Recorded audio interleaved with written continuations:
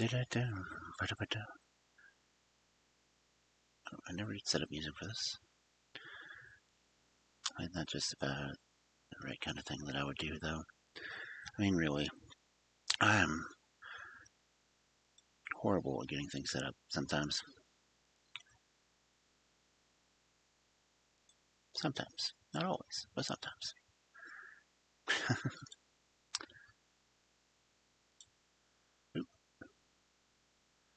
Why is Seribot using...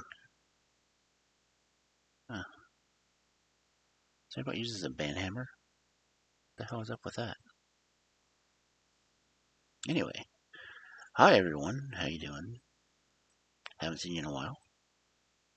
Don't really see you now because the stream's only going one way.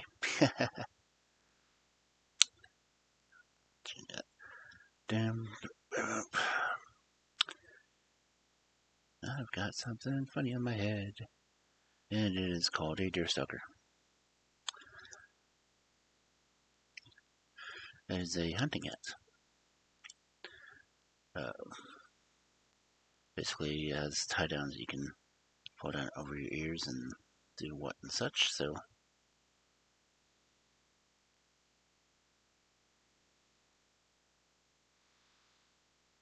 But it was mostly made popular by most generations by the machinations of the world famous detective and occasional bane of Scotland Yard, Sherlock Holmes.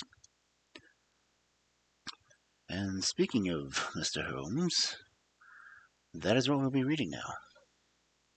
Since we finished Dracula, I needed some other book to get into, and I felt, what would be better than the great detective himself? So, that's what we'll be reading. I do have this nice old copy that I've dusted off of my shelves once I found it, because my shelves get a little dusty at times. I don't cycle through the books nearly as often as I should, but I do get through a lot of books. And I think we were in Sophia's chat when we were just trying to figure out what defined a library, and a library has to be at least 1,000 books. I think I'm close, but honestly, I don't want to take the time to count, because I've got a lot of books. Oh, a lot of books. And I mean, my bookshelves are in 3 different rooms right now, and I'm pretty sure I still have some books in boxes somewhere, because I did not have enough room on my bookshelf for them all. I need more bookshelves. I will be looking for bookshelves as well as adding more possible books to my collection tomorrow, because I'll be hitting up some estate sales and rummaging through some people's things. May even go by my favorite bookstores like Antiques and a couple of the other ones on Route 66, because if you're going for history, why not on Route 66, right? Right.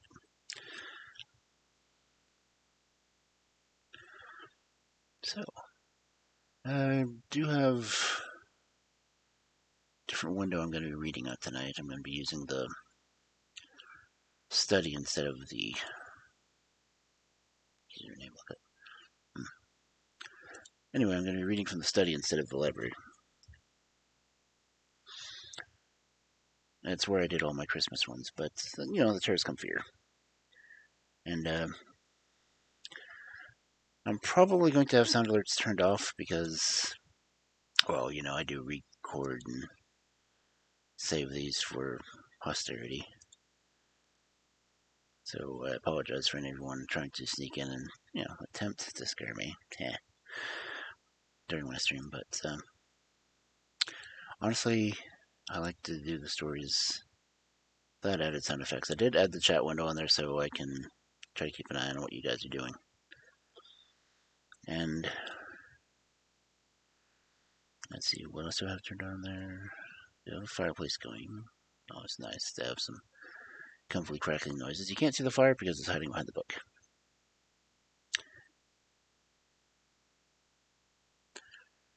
But let's see, what time is it?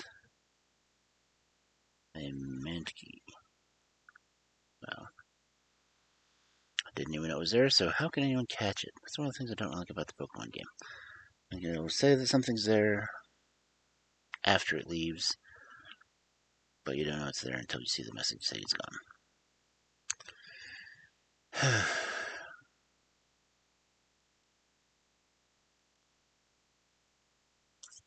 Oh, okay. So, we've still got a couple of minutes going here, so again, I am switching to Sherlock Holmes starting this week. I planned on doing it last week, but last week. Oh, hey, guilty.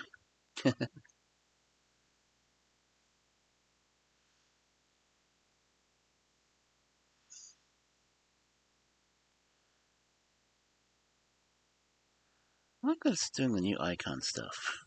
It's kind of interesting. Ooh, at work lurk. The worst kind of work. No. Best kind of lurk, worst kind of work. You know, something like that. But at least you get to listen to me reading, so I guess that's a good sign.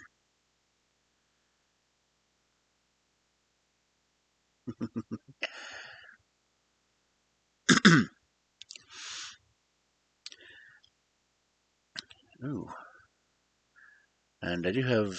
I'm trying to make the 15 subscriber emote. Well, 15 subscriber goal just so I can get more emotes and get the rest of them loaded up. But yeah, that'll happen when it happens.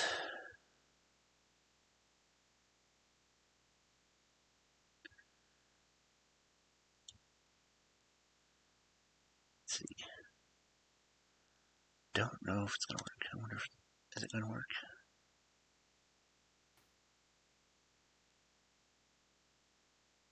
Sound alerts shows it, but I don't know what's going on with sound alerts. It just refuses to work for me lately.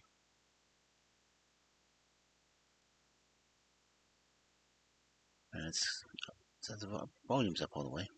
Oh wow.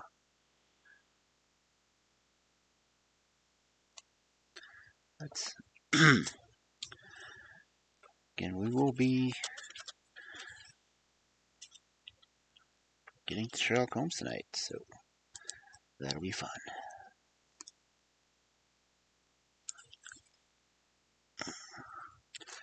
Let's see, we're 7 minutes. Still got a little ways to go.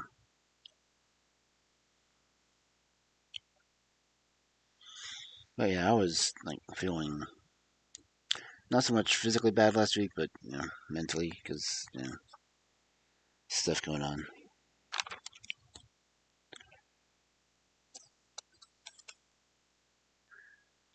But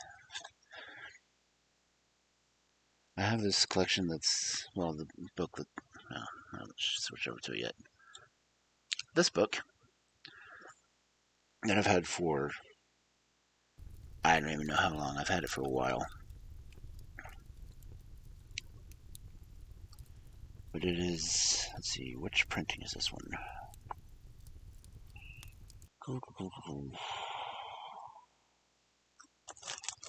It does not say when this edition was printed.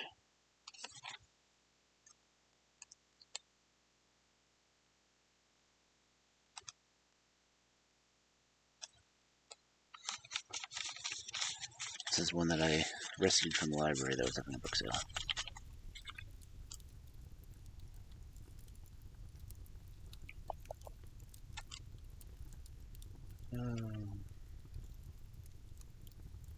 Does not say when this one was printed.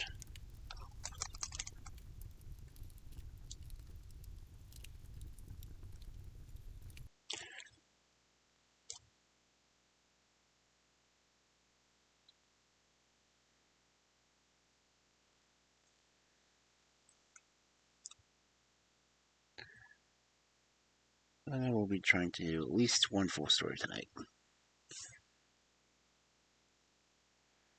Since the stories are usually roughly 30 pages long, I shouldn't have any problem doing more than one. But we'll see how it goes.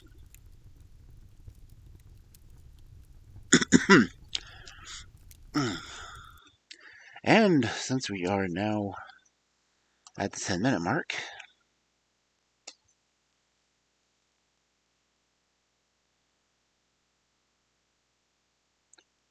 let's get into it. The Adventures of Sherlock Holmes. A Scandal in Bohemia. Sherlock Holmes, she was always the woman. I've seldom heard him mention her under any other name. In his eyes, she eclipses and predominates the whole of her sex. It was not that he felt any emotion akin to love for Irene Adler. All emotions, and that one particularly, were abhorrent to his cold, precise, but admirably balanced mind.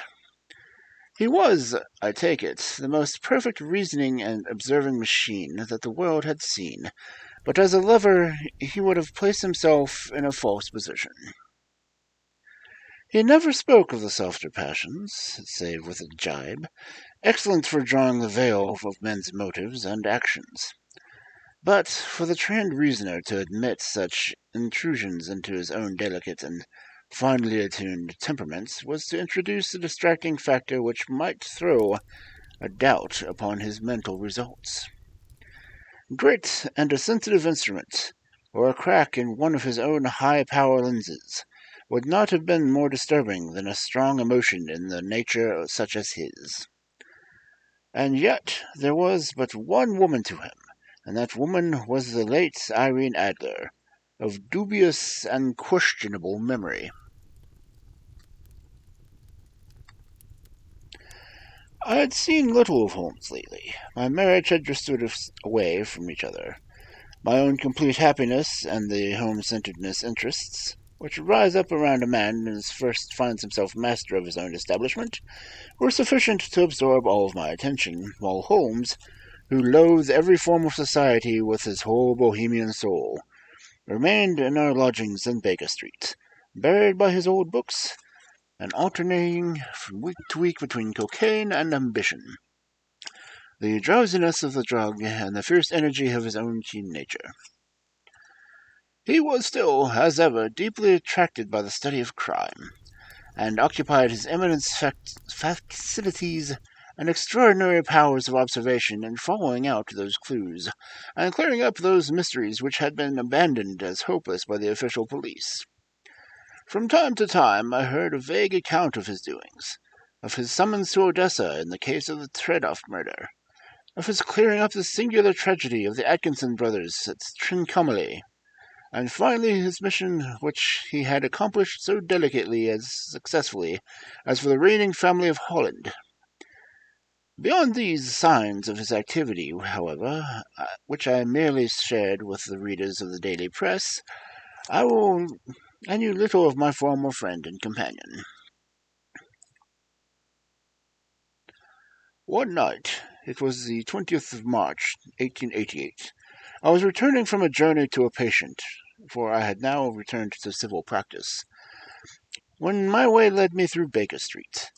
As I passed the well-remembered door which must always be associated in my mind with my wooing and with the dark incidents of the study in scarlet, I was seized with a keen desire to see Holmes again, and to know how he was employing his extraordinary powers. His rooms were brilliantly lit, and even as I looked up I saw his tall, spare figure pass twice in the dark silhouette against the blind. He was pacing the room swiftly, eagerly, with his head sunk upon his chest with his hands clasped behind him. To me, who knew his every mood and habit, his attitude and manner told their own story. He was at work again. He had risen out of his drug-created dreams, and was hot upon the scent of some new problem. I rang the bell, and was shown up to the chamber which had formerly been, in part, my own. His manner was not effusive, it seldom was, but he was glad, I think, to see me. With hardly a spoken word, but with a kindly eye, he waved me to an armchair and threw across his case of cigars, and indicated a spirit case and a Gessagen in the corner. Then he stood before the fire and looked me over with a singular introspective fashion. wedlock suits you," he remarked. "I think, Watson, that you have put on 7.5 pounds since I saw you." "7," I answered. "Indeed. I should have thought a little more. Just a trifle more, I fancy, Watson. And in practice again, I observe. You did not tell me that you intended to go into harness." "Then how did you know?" "I see it. I deduce it. How do I know that you have been getting yourself very wet lately, and that you have most clumsy and careless servant girl?" "My dear Holmes," I said, "this is too much. You would certainly have been burned had you lived a few centuries ago. It is true that I have had a country walk on Thursday, and came home in a dreadful mess. But as I have changed my clothes, I can't imagine how you deduce it. As to Mary Jane, she is incorrigible, and my wife has given her notice. But there, again, I fail to see how you work it out." He chuckled to himself and rubbed his long, nervous hands together. "It is simplicity itself," he said. "My eyes tell me that on the inside of your left shoe, just where the firelight strikes it, the leather is scored by 6 almost parallel cuts. Obviously, they have been caused by someone who has been carelessly scraping around the edges of the sole in order to remove crusted mud from it. Hence, you see, when my double deduction that you had been out in vile weather, and that you had particularly malignant boot-slitting specimen of the Loveland slavery. As to your practice, if a gentleman walks into a room and smells of iodoform, with a black mark of nitrate of silver upon his right forefinger, and a bulge on the right side of his top hat to show where he has carried his stethoscope, I must be dull indeed, if I do not produce him to be an active member of the medical profession." I could not help but laughing at the ease at which he explained his process of deduction. "When I hear you give your reasons," I remarked, "the thing always appears to me that so ridiculously simple that I could easily do it myself. Though at each successive instance of your reasoning I am baffled until you explain your process. Yet I believe my eyes are as good as yours." "Quite so," he answered, lighting a cigarette, and throwing himself down into an armchair. "You see, but you do not observe. The distinction is clear. For example, you have frequently seen the steps which lead up the hall of this room." "Frequently." "How often?" "Well, some hundred of times." "Then how many are there?" "How many? I don't know." "Quite so. You have not observed, and yet you have seen. That is just my point. Now, I know that there are 17 steps, because I have both seen and observed. By the way, since you are interested in the little problems, and since you are good enough to chronicle one or two of my trifling experiences, you may be interested in this." He threw over a sheet of thick, pink-tinted notepaper, which had been lying upon the table. "It came to me last night by post," he said. "Read it aloud." The note was undated, and without either signature or address. "There you will call upon tonight at 7:15, it said. "A gentleman who desires to consult you upon a matter of very deepest moment. Your recent services to one of the royal houses of Europe has shown that you are one who may be safely trusted with matters which are of importance which can hardly be exaggerated. The account you have from your quarters received. Be in your chamber then at the hour, and do not make it amiss, for your visitor wears a mask." "This is indeed a mystery," I remarked. "What do you imagine it means?" "I have no data yet. It is a capital mistake to theorize one before one has data. Insensibly one begins to twist facts to suit theories, instead of the theories to suit facts. But the note itself, what do you deduce from it?" "I carefully examined the writing and the paper upon which it was written."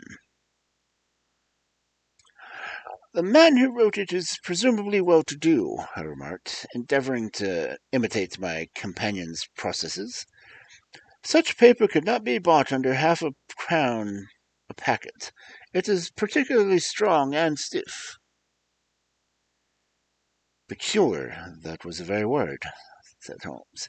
"It is not an English paper at all. Hold it up to the light." I did so, and I saw a large E with a small G, and a P and a large G and a small T woven into the texture of the paper. "What do you make of that?" asked Holmes. "The name of the maker, no doubt, or his monogram, rather." "Not at all. The G with a small t stands for Gesellschaft, which is a German for company. It is a customary contraction like our Co and P. Of course stands for papier.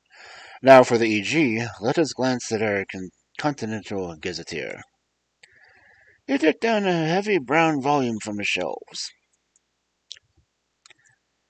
Iglitz, here we are. Egria.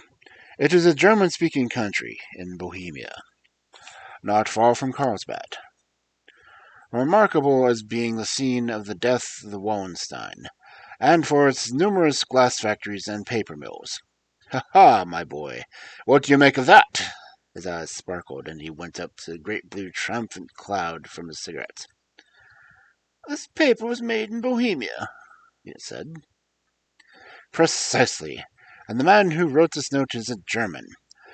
Do you note the peculiar construction of the sentence? This account of you we have from all quarters received. A Frenchman or Russian could not have written that.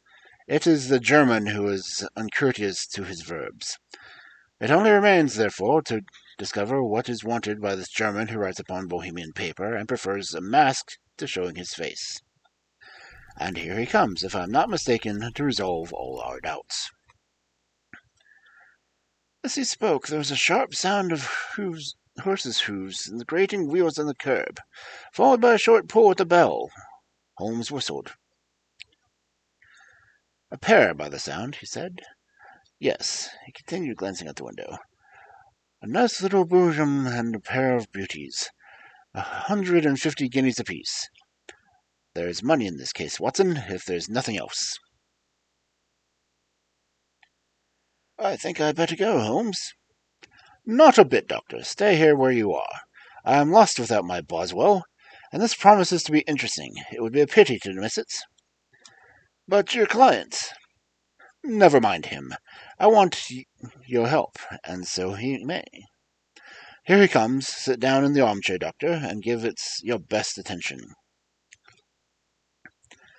A slow, heavy step, which had been heard upon the stairs in the passage, paused immediately outside the door.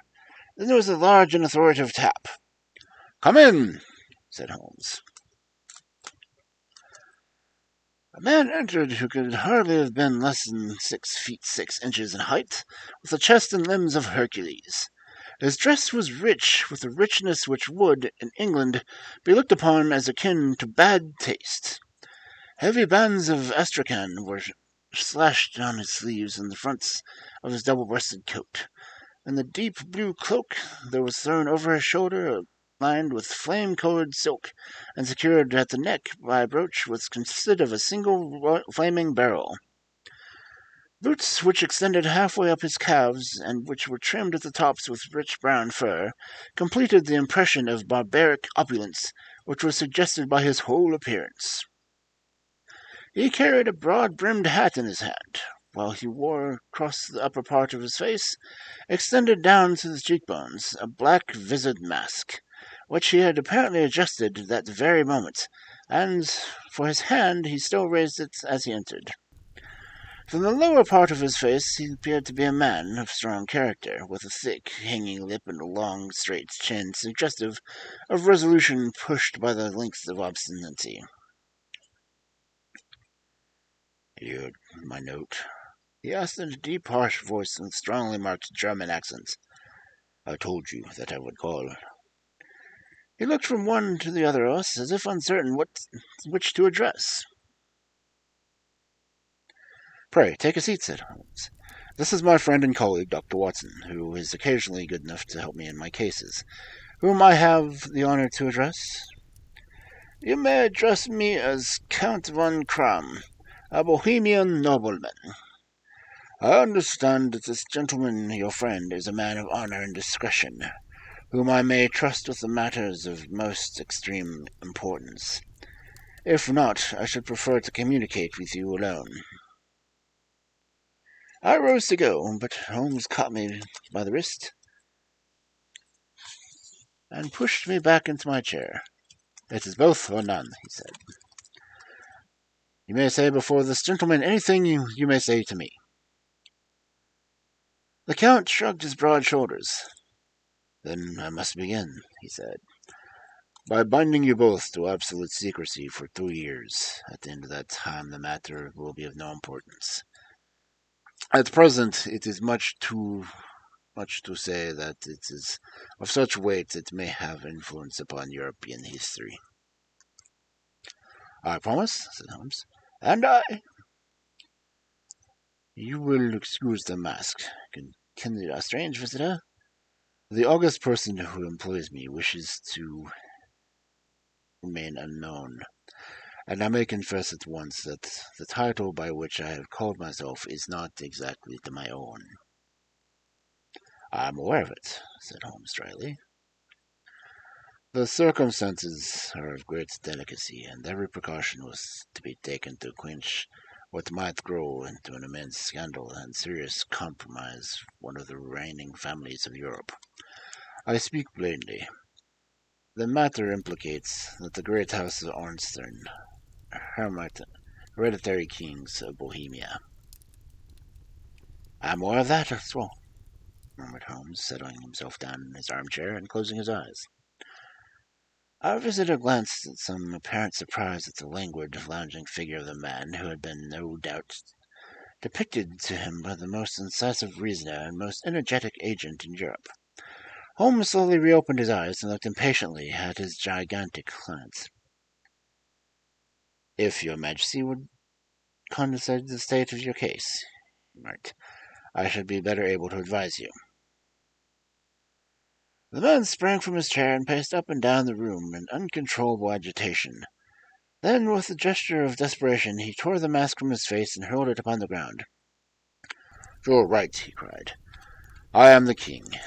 Why should I attempt to conceal it? Why indeed, murmured Holmes. Your Majesty had not spoken before I was aware that I was addressing William Gosrich Sigmund of Ornstead, Grand Duke of Castle Faustine, and hereditary king of Bohemia. But you can understand, said our strange visitor, sitting down once more and passing his hand over the high white forehead. You can understand that I am not accustomed to doing such business in my own person. Yet the matter was so delicate that I could not confide it to an agent without putting myself in his power. I have come incognito from Prague for the purpose of consulting you. Then pray, consult, said Holmes, shutting his eyes once more. The facts are briefly these. Some 5 years ago, during a lengthy visit to Warsaw, I made the acquaintance of the well-known adventuress Irene Sadler. The name is no doubt familiar to you. Kindly look her up in my index, Doctor, murmured Holmes, without opening his eyes. For many years he had adopted a system of docketing all paragraphs concerning men and things, and that it was difficult to name a subject or a person on which he could not have once furnished information. In this case, I found her biography sandwiched between that of a Hebrew rabbi and that of a staff commander who had written a monograph upon the deep-sea fishes. Let me see, said Holmes. Born in New Jersey in the year 1858. Contralto. La Scala. Prima donna Imperial Opera of Warsaw. Yes. Retired from operatic stage. Ha! Living in London. Quite so. Your Majesty, as I understand, became entangled with this young person, wrote her some compromising letters, and is now desirous to get these letters back. Precisely so, but how? There was a secret marriage. None. No legal papers or certificates. None.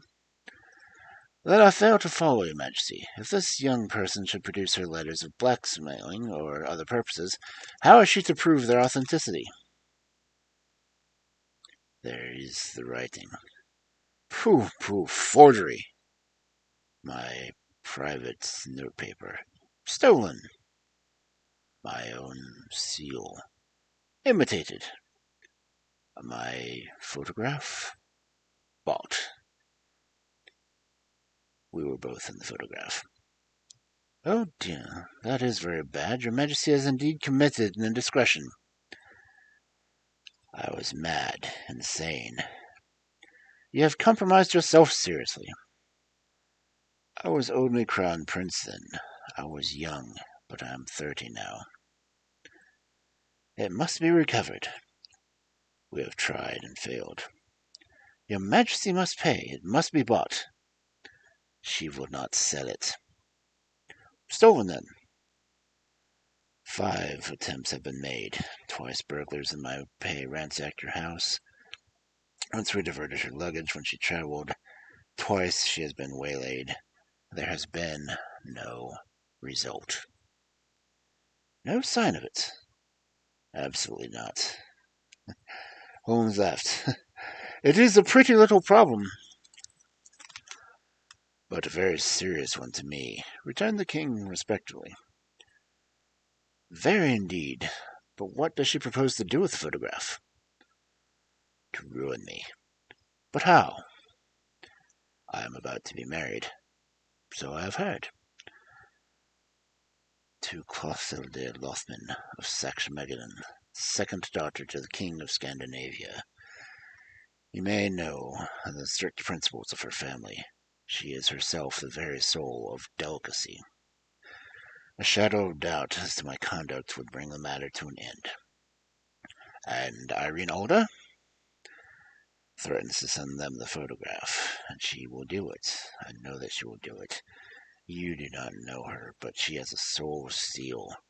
She has the face of the most beautiful of women, and the mind of the most resolute of men. Rather than I should marry another woman, there are no lengths to which she would go. None. Are you sure that she has not sent it yet? I am sure. And why? Because she has said that she would send it on the day when the betrothal was publicly proclaimed. That will be next Monday. Oh. Then we have 3 days yet, said Holmes with a yawn. That is very fortunate, as I have 1 or 2 matters of importance to look into that must just at present. Your Majesty will, of course, stay in London for the present? Certainly.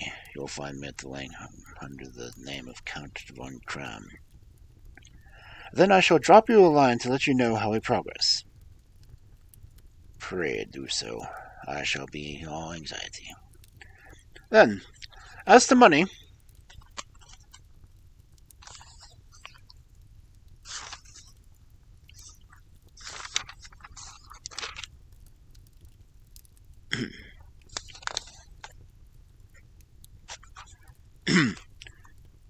you have carte blanche?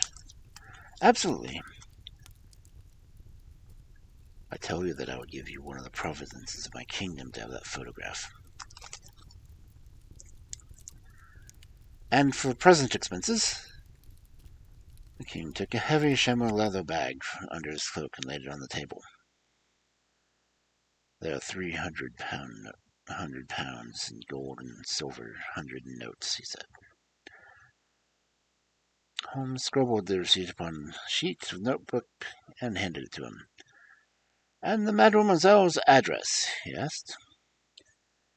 Is Bryony Lodge, Serpentine Avenue, St. John's Wood. Holmes took a note of it. One other question, he said. Was the photograph a cabinet?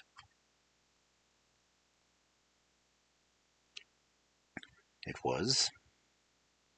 Then, good night, Your Majesty, and I trust you shall soon have some good news for you. And good night, Watson, he added, as the wheels of the Royal Brougham rolled down the street. If you will be good enough to call tomorrow afternoon around 3 o'clock, I would like to chat this little matter over with you. Chapter 2. At 3 o'clock precisely, I was at Baker Street, but Holmes had not yet returned. The landlady informed me that he had left the house shortly after 8 o'clock in the morning. I sat down beside the fire, however, with the intention of awaiting him, however long he might be. I was already deeply interested in this inquiry, for though it was surrounded by none of the grim and strange features which were associated with the two crimes which I had already recorded, still the nature of this case and the exalted station of his client gave it a character of its own. Indeed, apart from the nature of the investigation which my friend had on hand, there was something in his masterly grasp of the situation, and his keen, incisive reasoning, which made it a pleasure to me to study his system of work, and to follow the quick, subtle methods by which he disentangled the most intricate mysteries. So accustomed was I to his invariable success that the very possibility of his failing had ceased to enter my head.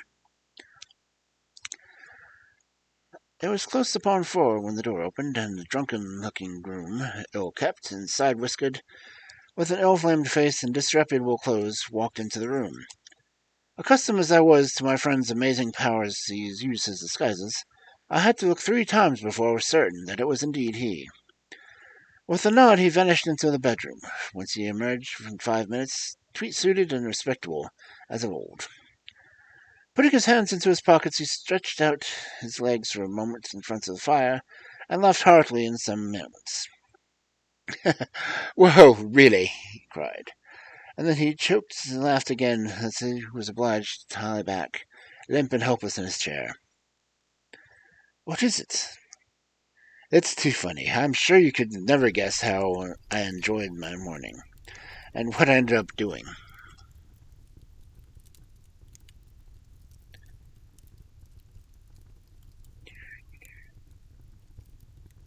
Lost my place.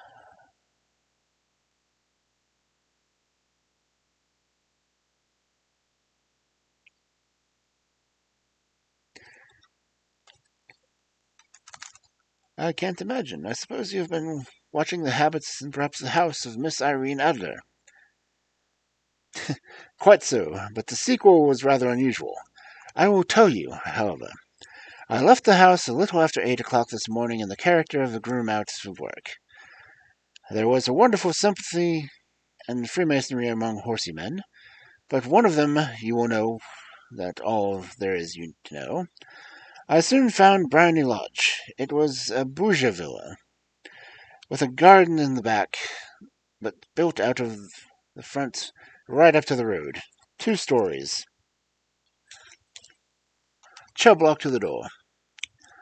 A large sitting room on the right side, well furnished, and long windows almost to the floor, and those prosperous English window fasteners which a child could open. Behind here there was nothing remarkable, save for the passage window that could be reached from topmost of the coach house. I walked around and examined it closely from every point of view, and without noting anything else of interest. I then lounged down the street and found, as I expected, that there was a mews in the lane which runs down by one wall of the garden. I lent the ostlers a hand in rubbing down their horses, and received in exchange 2pence, a glass of half and half, 2 fills of shag tobacco, and as much information as I could desire about Miss Adler, to say nothing of the half-dozen other people in the neighborhood, in whom I had not the least interest. But those biographies I was compelled to listen to. "And what of Irene Adler?" I asked. "Oh, she has turned all the men's heads down that part. She is the daintiest thing under the bonnet on this planet. So say the Serpentine Mews to a man. She lives quietly, sings at concerts, drives out at 5 every day, and returns at 7 sharp for dinner. Seldom goes out at other times, except when she sings. Has only 1 male visitor, and a good deal of him. He is dark and handsome and dashing, never calls less than once a day, and often twice. He is Mr. Godfrey Norton, of the Inner Temple. See, the advantages of a cabman as a confidant. They had driven him home a dozen times from Serpentine Mews and knew all about him. When I had listened to all they had to say, I began to walk up and down near Bryony Lodge once more, to think over my plans with the campaign. This Godfrey Norton is individually an important factor in the matter. He was a lawyer, and sounded ominous. What was the relation between them, and what was the object of his repeated visits? Was she his client, his friend, his mistress? It was the former. She had probably transferred the photograph to his keeping. If the latter, it was less likely.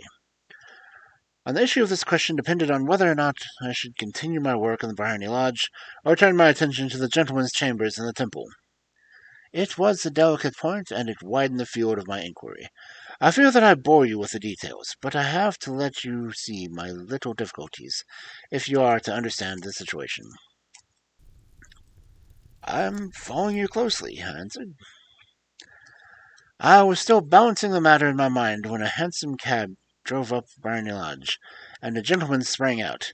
He was remarkably handsome, dark, aquiline, and mustached, evidently the man whom I had heard. He appeared to be in a great hurry, shouted to the cabman to wait, and brushed past the maid, who opened the door with the air of the man who was thoroughly at home. He was in the house about half an hour, and I could catch glimpses of him in the windows in the sitting room, pacing up and down, talking excitedly, and waving his arms. Of her I could see nothing. Presently he emerged, looking even more flurried than before. He stepped up to the cab, pulled a gold watch from his pocket, and looked at it earnestly. "Drive like the devil," he shouted. "First to Grossing Hangsley's and Regent Street, and then to the church of St. Monica and Edward Rage. Half a guinea if you do it within 20 minutes. Away they went, and I was just wondering whether I should to follow them, when the lane came a neat little landau, a coachman with his coat only half buttoned, and his tie under his ear, while all the tags of his harness were sticking out of the buckles. It hadn't pulled up before once she shot out of the hall and into it. I only caught a glimpse of her for a moment, but she was a lovely woman, with a face that a man might die for. "The church at St. Monica's, John," she cried, "and half a sovereign if you reach it in 20 minutes. This was quite too good to lose, Watson.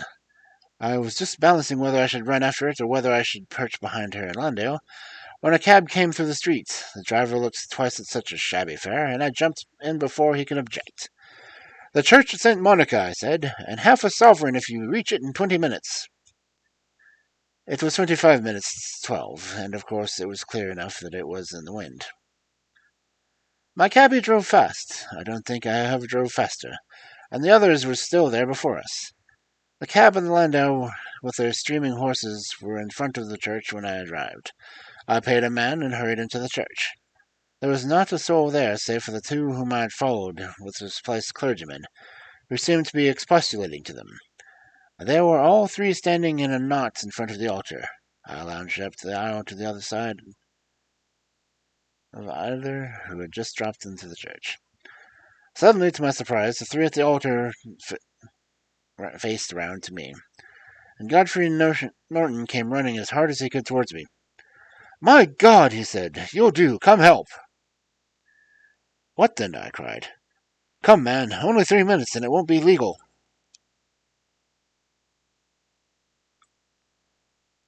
I was half dragged up to the altar, and before I knew where I was, I found myself mumbling responses which were whispered in my ear, and vouching for things which I knew nothing, and gently assisting in the secure tying up of Irene Adler, spinster, to Godfrey Norton, bachelor. It was all done in an instant, and there was the gentleman thanking me at one side and the lady on the other, while the clergyman beamed on me in front. It was the most preposterous position in which I ever found myself in my life, and it was the thought of it that started me laughing just now.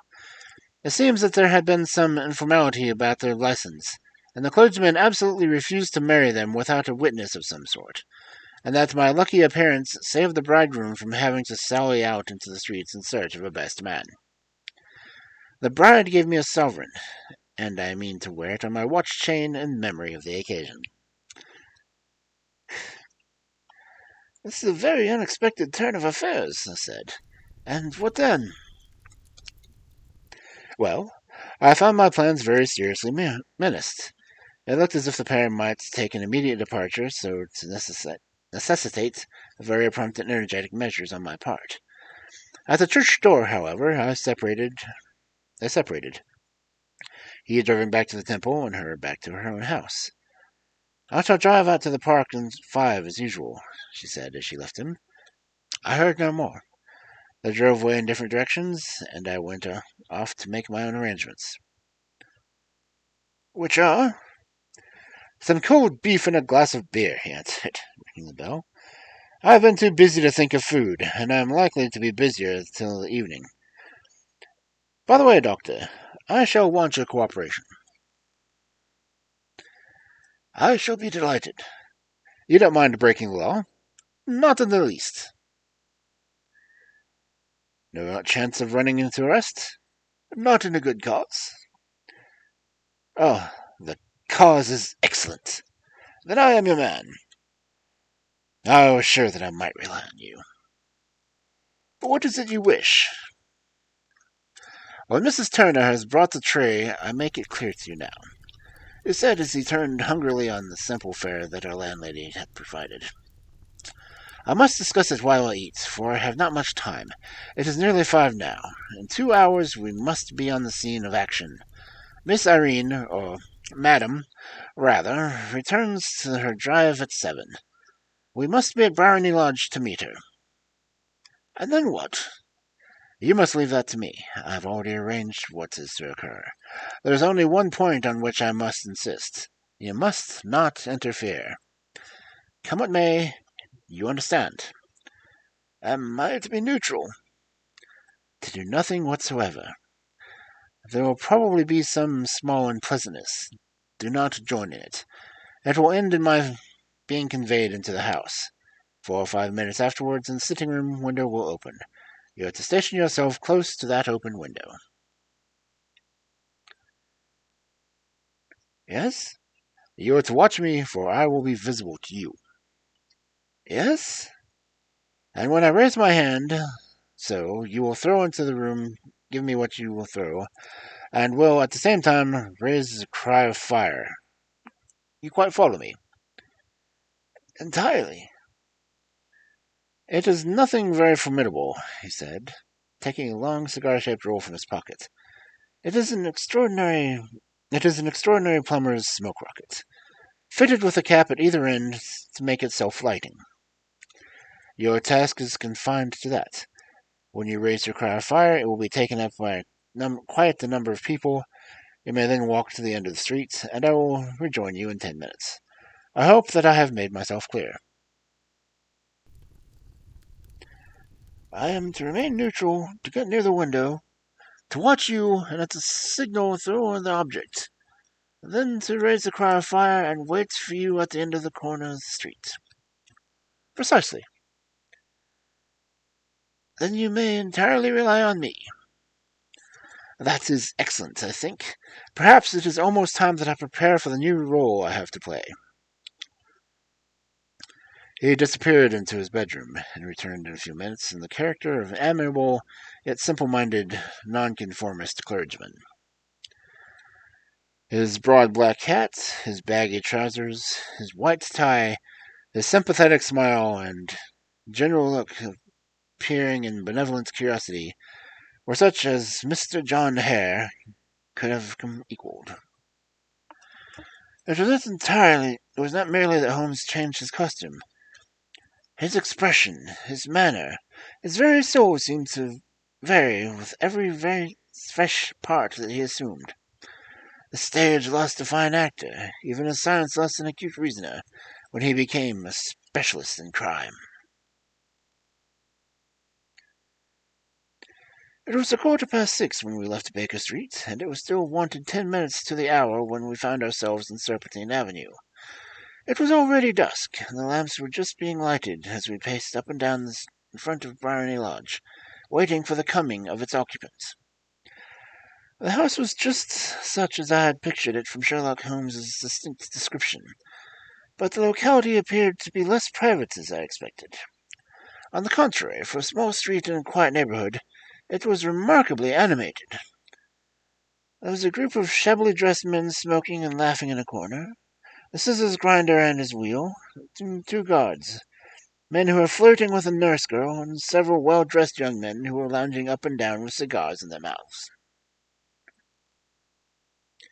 "You see," remarked Holmes as we passed to and fro in front of the house, "this marriage rather simplifies the matters. The photograph becomes a double-edged weapon. The chances are that she would be as adverse being seen with Mr. Godfrey Norton as our client is to coming to the eyes of our princess. Now the question is, where are we to find the photograph?" "Where, indeed?" "It is most unlikely that she carries it about with her. It is cabinet size, too large for any concealment about a woman's dress. She knows that the king is capable of having her waylaid and searched. 2 attempts of the sort have already been made. We may take it, then, that she does not carry it about with her." "Well, then, her banker or her lawyer. That is both a double possibility, but I am inclined to think neither. Women are naturally secretive, and they like to keep their own secreting. Why should she hand it over to anyone else? She could trust her own guardianship, but she could not tell what indirect or political influence might be brought to bear upon a businessman. Besides, remember that she had resolved to use it within a few days. It must be where she can lay her hands upon it. It must be in her own house." "But it has twice been burgled." "Pshaw! You do not know how to look." "But how will you look?" "I will not look." "What then?" "I will get her to show me." "But she will refuse." "She will not be able to, but I hear the rumble of wheels. It is her carriage. Now carry out my orders to the letter." As he spoke, the gleam of the side lights of the carriage came round the curve of the avenue. There was a smart little landau which prattled up to the door of Barony Lodge. As it pulled up, one of the loafing men in the corner dashed forward to open the door, in the hope of earning a copper, but he was elbowed away by another loafer, who had rushed up in the same intention.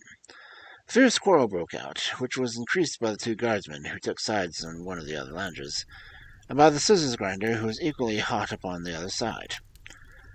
A blow was struck, and in an instant a lady, who had stepped from her own carriage, was the center of a little knot of flushed and struggling men, who struck savagely at each other with their fists and sticks.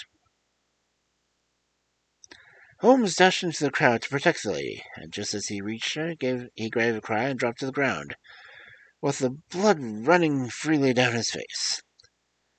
At this fall, the guardsmen took to their heels in one direction, and the loungers in the other, while the number of better-dressed people, who had watched the scuffle without taking part in it, crowded in to help lady and attend to the injured man. Irene Adler, as I will still call her, had hurried up the steps, but she stood at the top of her superb figure outlined against the lights of the hall, looking back into the streets. "Is the poor gentleman that much hurt?" she asked. "He's dead!" cried several voices. "Oh no, there's still life in him," said another, "but he'll be gone before you can get him into the hospital." "He's a brave fellow," said the woman. "They would have had the lady's purse and watch it if it hadn't been for him. They were a gang, and a rough one, too. He's breathing now." "He can't lie on the streets. May we bring him in, ma'am?" "Surely. Bring him to the sitting room. There is a comfortable sofa. This way, please." Slowly and solemnly he was borne into the Barony Lodge and laid out in the principal room, which I still observed the proceedings from my post by the window. The lamps had been lit, but the blinds had not been drawn, so that I could see Holmes as he lay upon the couch. I do not know whether he was seized by compunction at that moment, for the part he was playing, but I know that I never felt more heartily ashamed of myself in my life than when I saw the beautiful creature against whom I was conspiring, or the grace of the kindness which she waited upon the injured man. And yet it would be the blackest treachery to Holmes to draw back now from the part which he had instructed me to. I hardened my heart and took the smoke rocket from under my ulster. After all, I thought, we are not injuring her, but we are preventing her from injuring another. Holmes had sat up upon the couch, and I saw him motion like a man who is in need of air. Meg rushed across and threw open the window. The same instant I saw him raise his hand, and at that signal I tossed the rocket into the room with a cry of fire. The word was no sooner out of my mouth than the whole crowd of spectators, well-dressed and ill gentlemen, ostlers and servant-maids, joined in the general shriek of fire. Thick clouds of smoke curled through the room and out the window. I caught a glimpse of rushing figures, and a moment later I heard the voice of Holmes from within, assuring them that it was a false alarm.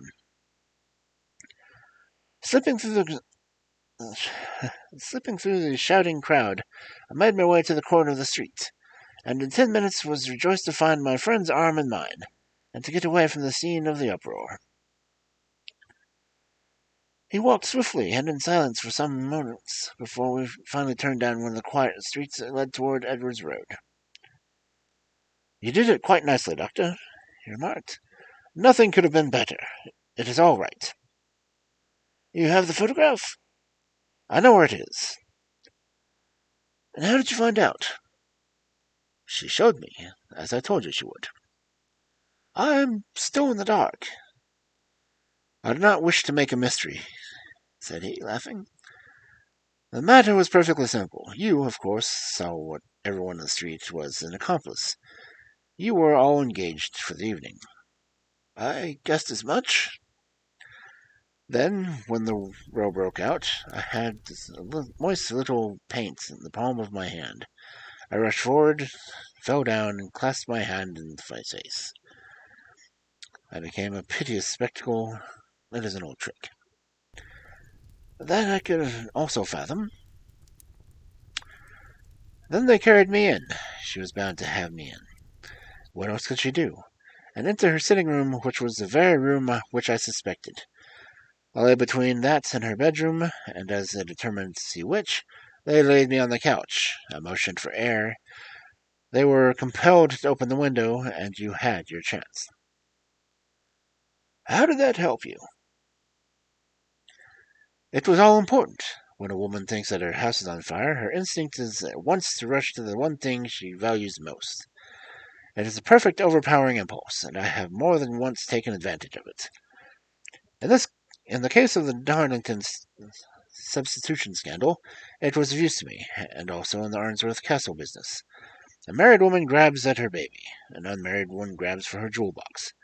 And now it was clear to me that Our Lady of today there was nothing in the house more precious to her than that which we are in quest of. She would rush to secure it. The alarm of fire was admirably done. The smoke and shouting were enough to shake the nerves of steel. She responded beautifully. The photograph is in the recess behind the sliding panel, just above the right bell pull. She was there in an instant, and I caught a glimpse of it as she half drew it out. When I cried that it was a false alarm, she replaced it, glanced at the pockets, rushed into the room, and I have not seen her since. I rose, and, making my excuses, escaped the house.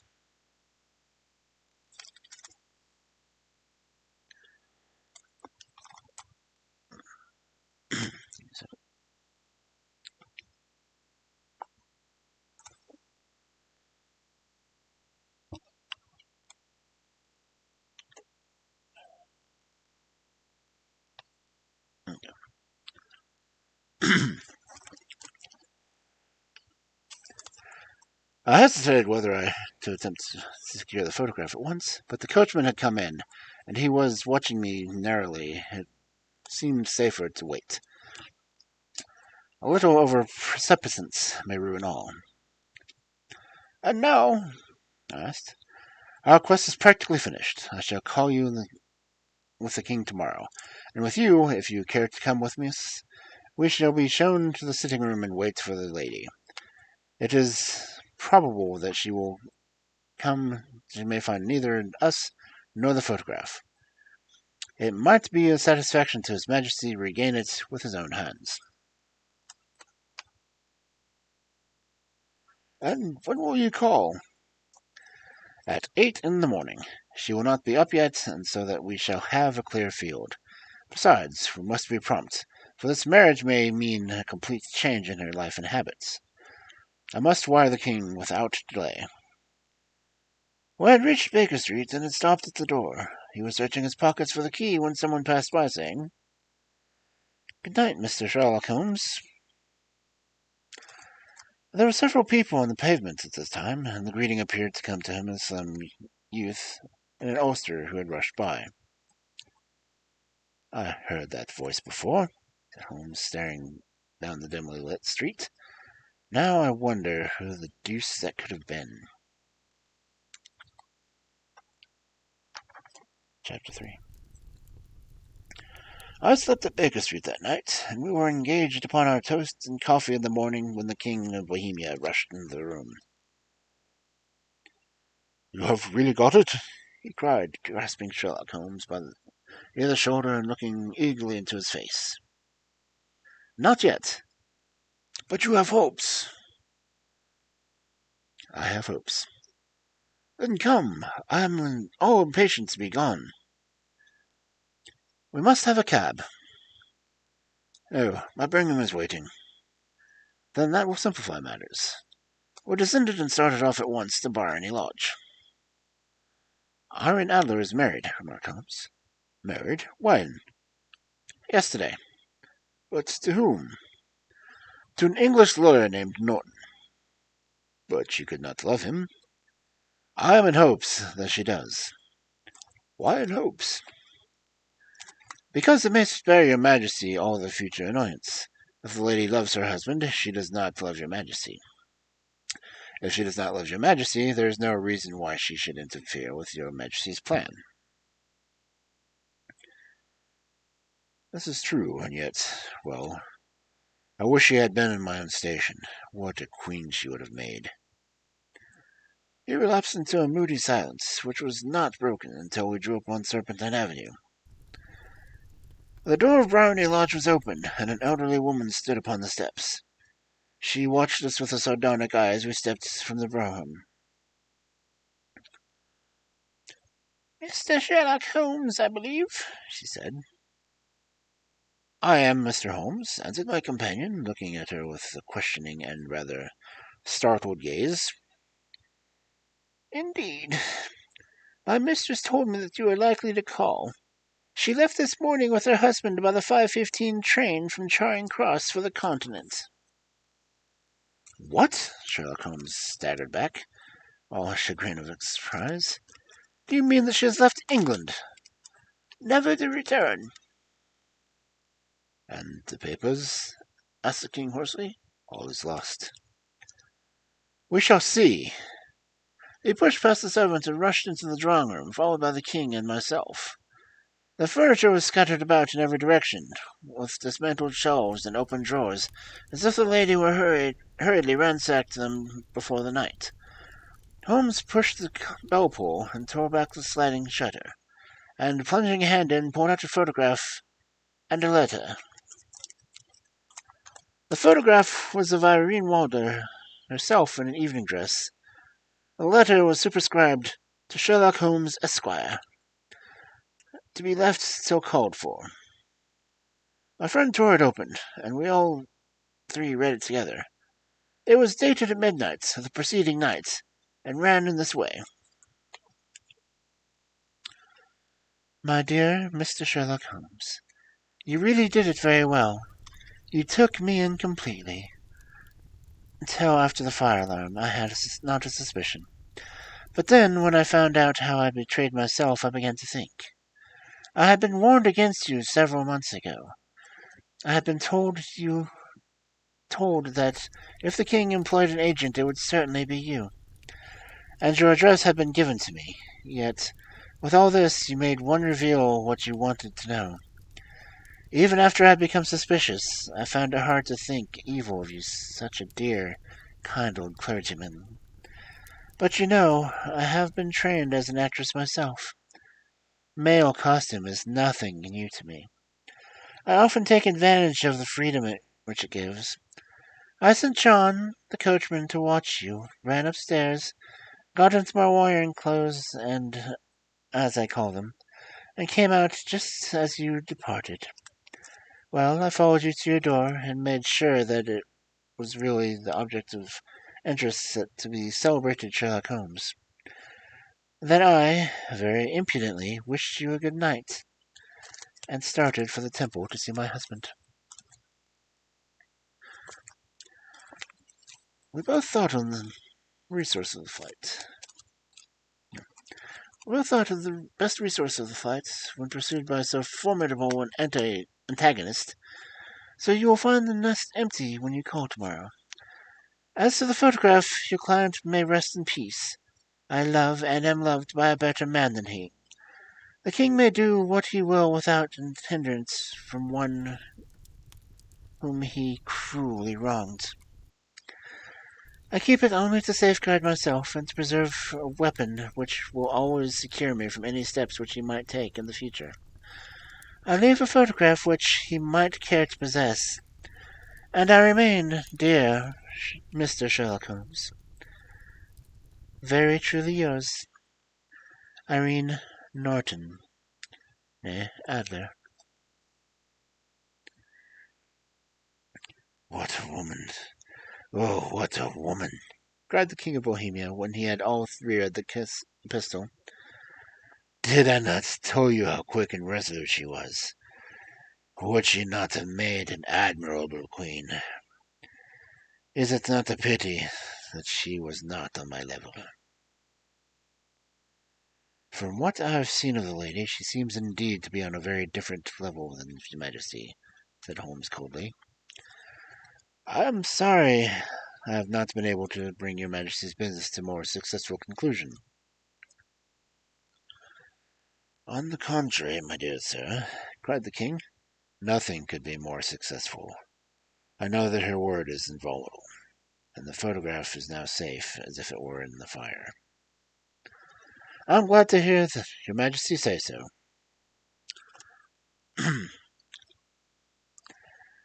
I am immensely indebted to you. Pray, tell me in what way I can reward you. This ring. He slipped an emerald snake ring from his finger and held it out upon the palm of his hand. Your Majesty has something which I should value even more highly, said Holmes. You have but name it. The photograph. The king stared at him in amazement. Irene's photograph, he cried. Certainly, if you wish it. I thank your Majesty. Then there is no more to be done in the matter. I have the honor to wish you a very good morning. He bowed and turned away without observing the hand which the king had stretched out to him. He set off in my company for his chambers. And that was how great scandal threatened to affect the kingdom of Bohemia, and how the best plans of Mr. Sherlock Holmes were beaten by a woman's wit. He used to make merry over the cleverness of woman, but now I have heard him not do it of late. And when he speaks of Irene Adler, or when he refers to her photograph, it is always under the honorable title of the woman.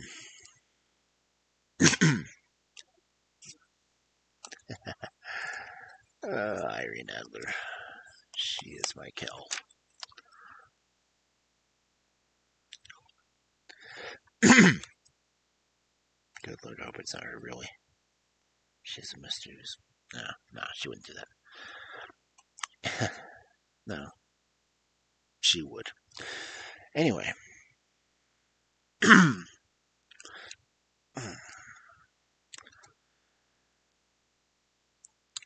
The Red-Headed League. I called upon my friend, Mr. Sherlock Holmes, one day in autumn last year, and found him in deep conversation with a stout, florid-faced man, elderly gentleman with fiery red hair. With an apology for my intrusion, I was about to withdraw when Holmes pulled me abruptly into the room and closed the door behind me. "You could not have possibly come at a better time, my dear Watson," he said cordially. "I was afraid that you were engaged." "So I am. Very much so." "Then I can wait in the next room." "Not at all. This gentleman, Mr. Watson, has been my partner and helper in many of the most successful cases, and I have no doubt that he will be the utmost use to me and yours also." The stout gentleman half rose from his chair and gave a bob in greeting, with a quick little questioning glance from his small, fat encircled eyes.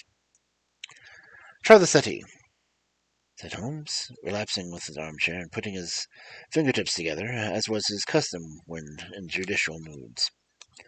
"I know, my dear Watson, that you share my love of all that is bizarre and outside the conventions of humdrum routine of everyday life. You have shown your relish for it, an enthusiasm which has prompted me to chronicle and, if you will excuse my saying so, somewhat embellish so many of my own little adventures. Your cases have been, indeed, of greatest interest to me, I wondered. You will remember that I remarked that the other day, just before we went to a very simple problem presented by Miss Mary Sutherland, at the strange effects of extraordinary combinations we must go into life itself, which is always far more daring than any effort of the imagination.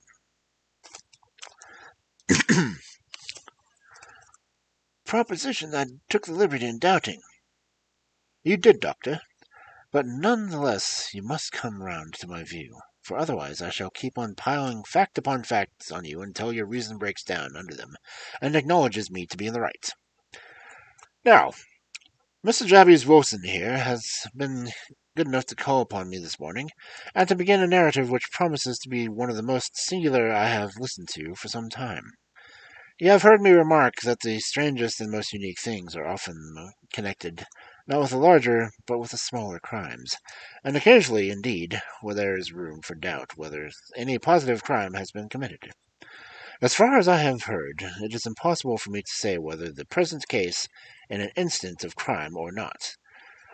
But, of course, the event is certainly among the most singular that I have ever listened to. Perhaps, Mr. Wilson, you would arrive with great kindness to recommence your narrative. I ask that you do merely because my friend Dr. Watson has not heard the opening part, but also because of the peculiar nature of the story makes me anxious to have every possible detail from your lips. As a rule, when I have heard some slight indication of the course of events, I am able to guide myself by the thousands of other similar cases which occur to my memory.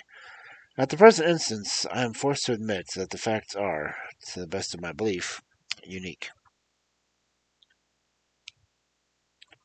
The portly client puffed out his chest with the appearance of some little pride, and pulled a dirty and wrinkled newspaper from his inside pocket of his greatcoat.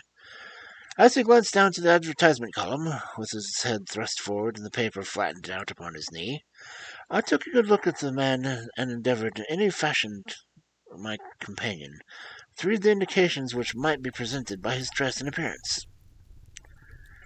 I did not gain very much, however, but my inspection. Our visitor bore every mark of being an average, commonplace British tradesman, obese, pompous, and slow. He wore rather baggy grey shepherd's check trousers, and a not overly clean black frock coat unbuttoned in the front, and a drab waistcoat with a heavy based Albert chain, and a square, piercing but bit of metal dangling down from an ornament. A frayed top hat and a faded brown overcoat with a wrinkled velvet collar lay upon the chair beside him.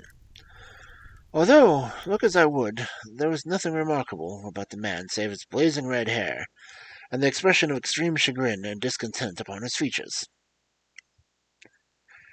Sherlock's quick eye took in my occupation, and he shook his head with a smile as he noticed my questioning glances. Beyond the obvious facts that he has at some time done manual labor, that he takes snuff, that he is a Freemason and that he has been to China, and he has done a considerable amount of writing lately. I can deduce nothing else. Mr. W. Wilson started up from his chair, with his forlorn finger upon the paper, but his eyes upon my companion. How in good fortune did you know all that, Mr. Holmes? He asked.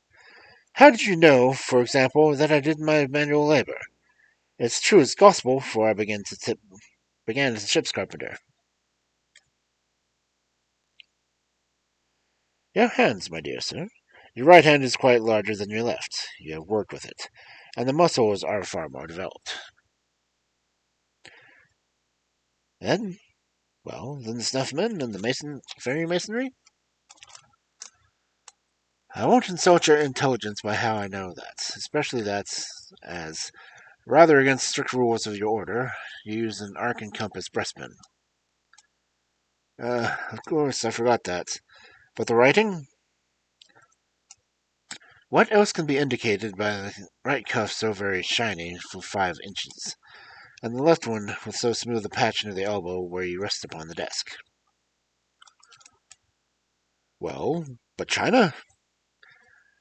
The fish you have tattooed immediately upon your right wrist could have only been done in China.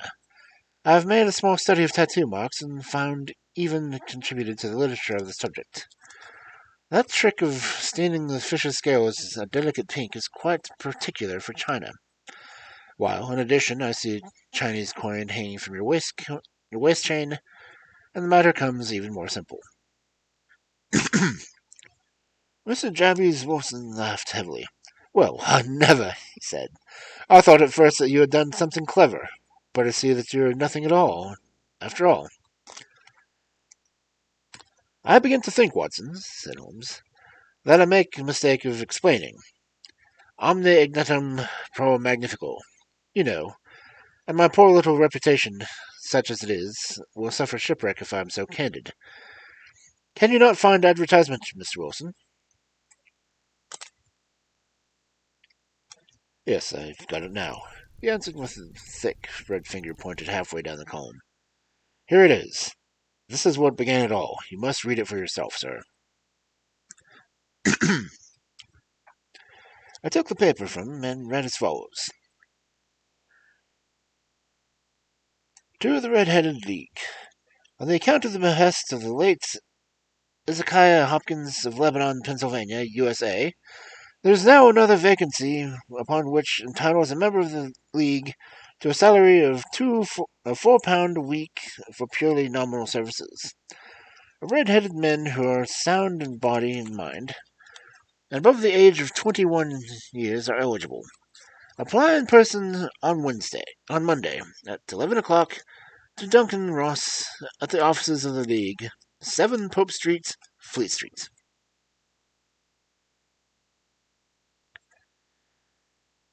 What on earth does it mean, man? I ejaculated after I'd read twice over the extraordinary announcements. Holmes chuckled and wiggled in his chair, and his habits when in high spirits. It is a little off the beaten track, isn't it? He said. And now, Mr. Wilson, off you go at scratch and tell us all about yourself, your household, and the effect which this advertisement has upon your fortunes. You will make first a note, Doctor, of the paper and the date. It is the Morning Chronicle of April 27th, 1890, just 2 months ago. Very good. Now, Mr. Wilson? Well, it is just as I've been telling you, Mr. Sherlock Holmes, said Jabez Wilson, mopping his forehead. I have a small pawnbroker's business in Colbert Square near the city. It's not a large affair, and of late years it's not been done more than just giving me a living. I used to be able to keep 2 assistants, but now I only keep 1. And I would have a job to pay him, but is willing to come for half wages, so as to learn the business. And what is the name of this obliging youth? asked Sherlock Holmes. His name is Vincent Spaulding, and he's not much of a youth either. It's hard to say his age. I should not wish a smart assistant, Mr. Holmes.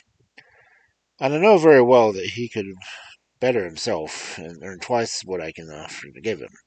But after all, if he is satisfied, why should I put any ideas in his head?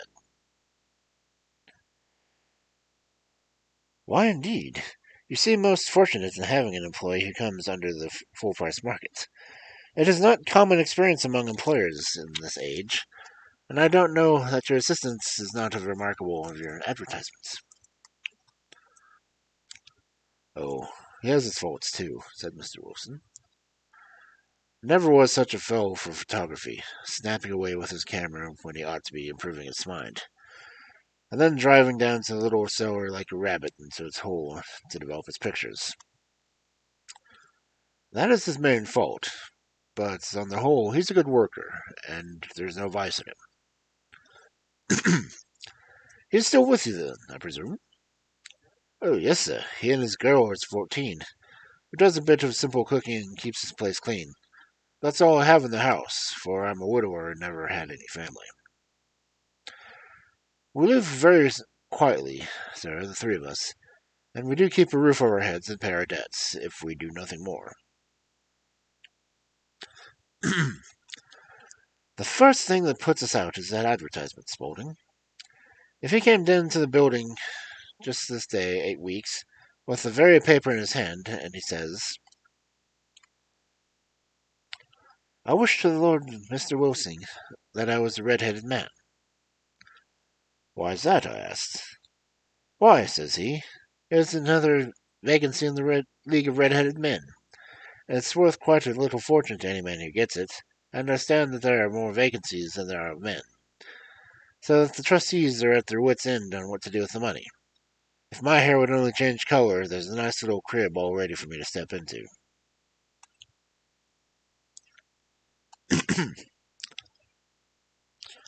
Why, what is it then? I asked. You see, Mr. Holmes, I'm a very stay-at-home man, and as my business came to me instead of having to go out for it, I was often weeks on end without putting my foot over the doormat. And that way I didn't know much of what was going on outside, and I was always glad for a bit of news. Have you never heard of the League of Red-Headed Men? He asked, with his eyes open. Never. Why, I wonder at that. You're eligible yourself for one of the vacancies. And what are they worth? I asked. Oh, merely a couple of hundred a year, but the work is slight, and if need not interfere with much of a man's other occupations. Well, you can easily think that what you may pick up my ears, for the business has not been over good for some years, and an extra couple of hundred would have been very handy. Tell me about it, I said. Well, he said, showing me the advertisement, you can see for yourself that the League has a vacancy, and there is the address where you would apply particulars. As far as I can make out, the League was founded by an American millionaire, Isaiah Hopkins, who was very particular about his ways, when he was himself red-headed, and he had a great sympathy for all red-headed men. So when he died, it was found that he had left his enormous fortune in the hands of the trustees, with the instructions to apply to the interests to the provided easy berths of men whose red hair was of that color. From all I hear, it is splendid pay, and very little to do. But, I said, there would be millions of red-haired men who would apply. Not so many as you would think, he answered. You see, it really is confined to Londoners, and to grown men. This American had started from London when he was young, and wanted to do the old towns a good turn. Then again, I've heard it is no use of your applying if your hair is light red or dark red, or anything but red, bright, fiery, blazing red. Now, if you care to apply, Mr. Wilson, you could just walk in, but perhaps it would hardly be worth your while to put yourself out of the way for the sake of a few £100. Now, it is in fact, gentlemen, that you see in your younger selves that my hair is very rich and red full tint. so that it seemed to me that there was no competition in the matter that stood the chance of any man that I had ever met. Vincent Spaulding seemed to know so much about it that I thought he might prove useful, so I just ordered him to put up the shutters for the day and come right away with me. He was very willing to have a holiday, so we shut up the business and started off for the address that was given in the advertisement. I never hope to see such a sight as that again, Mr. Holmes. From north, south, east, and west, every man who had a shade of red in his hair had tramped into the city to answer the advertisement. Fleet Street was chocked with red-headed folk, and Pope's Court looked like a coasters for Orange Borough. I should not have been there so many of the whole country as were brought together by a single advertisement. Every shade of color they saw straw, lemon, orange, brick, Irish setter, liver, gray.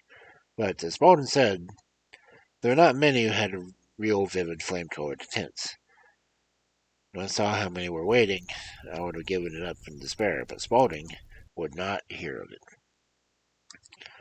How he did it, I could not imagine, but he pushed and pulled and butted until he got me through this crowd, and right up to the steps which led into the office. There was a double stream upon the stairs, some going up in hope, coming down in dejected. But we were wedged in as well as we could, and soon found ourselves in the office. Your experience has been most entertaining, remarked Holmes, as the client paused and reflected upon the memory with a huge punch of stuff. Pray, continue your very interesting statements. There was nothing in the office but a couple of wooden chairs and a deal table, behind which sat a small man with a head that was even redder than mine. He said a few words to each candidate as he came up, and when he always managed to find some fault in them which would disqualify them. Getting a vacancy did not seem to be much of a very easy matter, after all. However, when our turn came, the little man was much more favorable to me than he had any of the others. He closed the door as we entered, so that we might have a private word with us. This is Mr. Jarvis Wilson, said my assistant, and he is willing to fill the vacancy in the league. He is admirably suited for it, the other answered. He has every requirement. I cannot recall when I have seen anything so fine. He took a step forward and cocked his head from one side to the other, and then gazed at my hair until I felt quite bashful. Then suddenly he plunged forward, wrung my hand, and congratulated me warmly on my success. It would be injustice to hesitate, said he. You will, however, I am sure, excuse me for taking an obvious precaution. With that, he seized my hair with both his hands and tugged until he pulled in pain. There was water in your eyes, as he said as he relieved me. I perceive that it is all as it should be.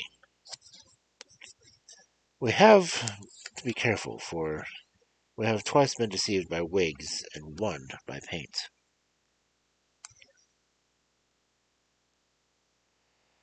I could tell you the tales of cobbler's wax which would disgust you in the very human nature. He stepped over to the window and shouted through it at the top of his voice that the vacancy had been filled. A groan of disappointment came up from below, and the folk all trooped away in different directions until there was not a red head to be seen, except my own and that of the manager. My name, said he, is Mr. Duncan Ross, and I am myself one of the pensioners upon the fund left by our noble benefactor. Are you a married man, Mr. Wilson? Have you a family? I answered that I had not. His face fell immediately. Dear me, he said gravely, that is very serious indeed. I am sorry to hear you say that. The fund was, of course, for the propagation and spread of the redheads as well as their maintenance. It is exceedingly unfortunate that you should be a bachelor.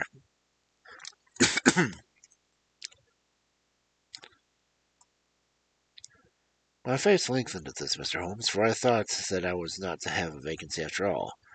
But after thinking it over a few minutes, he said that it would be all right. In the case of another, he said, the objection might be fatal, but we must stretch the point to the favor of the man with such a head of hair as yours. When shall you be able to enter upon your new duties? Well, it is a little awkward, for I have a business already, said I. Oh, never mind that, Mr. Wilson, said Vincent Spaulding. I should be able to look after that for you. What would the hours be? I asked. 10 to 2. Now, a pawnbroker's business is mostly done in the evening, Mr. Holmes, especially Thursday and Friday evening, which is just before payday. It would suit me very well to earn a little in the mornings. Besides, I knew that my assistant was a good man and that he would be able to see anything that was done. That would suit me very well, said I. And the pay? It is £4 a week. And the work? It is purely nominal. What do you call purely nominal? Well, you have to be in the office or at least in the building the whole time. If you leave, you forfeit your whole position forever. The will is very clear upon that point. You don't comply with conditions if you budge from the office during that time. It's only 4 hours a day. I should not think of leaving, said I. No excuse will avail, said Mr. Duncan Ross. Neither sickness nor business nor anything else. There you must stay, or you lose your billet. And the work? Is to copy out the Encyclopedia Britannica. There is the first volume of it on the press. You must find your own ink, pens, and blotting paper, but we provide this table and chair. Will you be ready tomorrow?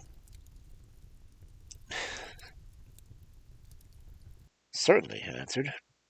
Then goodbye, Mr. Jabez Wilson, and let me congratulate you once more upon the important position which you have been fortunate enough to gain. He bowed me out of the room, and I went home with my assistant, hardly knowing what to say or to do. So I was pleased at my own good fortune.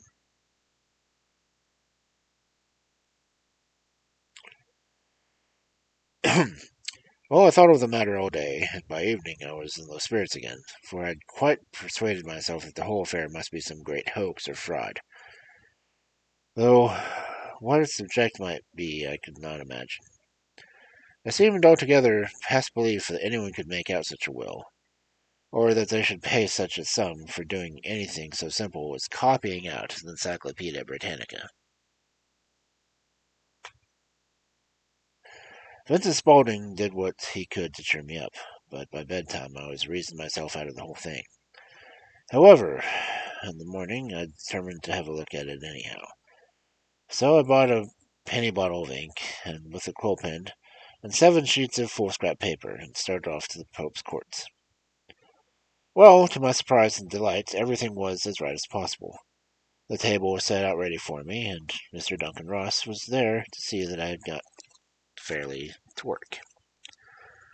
He started me off upon the letter A, and then he left me. But he would drop in from time to time to see that all was right with me. By 2 o'clock he bade me good day, complimented me on the amount that I had written, and locked the door of the office after me.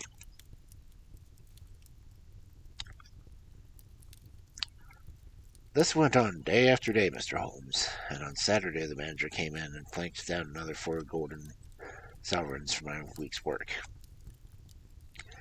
It was the same next week, and the same the week after. Every morning I was there at 10, every afternoon I left at 2. By degrees, Mr. Duncan Ross took to coming in only once in the morning, and then after a time. He did not come in at all. Still, of course, I never dared to leave the room for an instant, for I was not sure when he might come in, and the billet was such a good one, and suited me so well, that I would not risk the loss of it. 8 weeks passed away like this, and I had written about abbots and archery and armor and architecture at Attica, and hoped with diligence that I might get on to the bees before very long. It cost me something in foolscap, and I had pretty nearly filled a shelf with my writings. And then suddenly the whole business came to an end. To an end? Yes, sir. I know later this morning. I went to my work as usual at 10 o'clock, but the door was shut and locked, with a little square of cardboard hammered on the middle of the panel of the tack. Here it is, and you can read it yourself. He held up a white piece of cardboard with the size of a sheet of notepaper. It read in this fashion: The Red-Headed League is dissolved. October 9th, 1890. Sherlock Holmes and I surveyed the curt announcement and a rueful face behind it, until the comical side of the affair was so completely overtopped every other consideration that we both burst out in a roar of laughter. I cannot see that there's anything funny, cried our client, flushing up to the roots of his flaming head. If you can do nothing better than laugh at me, I could go elsewhere. No, no, cried Holmes, shoving him back into the chair from which he had risen. I really wouldn't miss your case for the world. It is most refreshingly unusual. But there is, if you will excuse my saying so, something just a little funny about it. Pray, what steps did you take when you found the card upon the door? I was staggered, sir. I did not know what to do. Then I called at the offices around, and none of them seemed to know anything about it. Finally, I went to the landlord, who had an accountant living on the ground floor, and I asked him what he could tell me what had happened of the Red-Headed League. He said that he had never heard of such a body. Then I asked him about Mr. Duncan Ross was. He answered that the name was new to him. Well, I said, the gentleman at number 4. What? The red-headed man? Yes. Oh, said he. His name was William Morse. He was a solicitor and was using my room as a temporary convenience until new premises were ready. He moved out yesterday. Where could I find him? Oh, that's his new offices. He did tell me the address. 17 King Edward Street, near St. Paul's.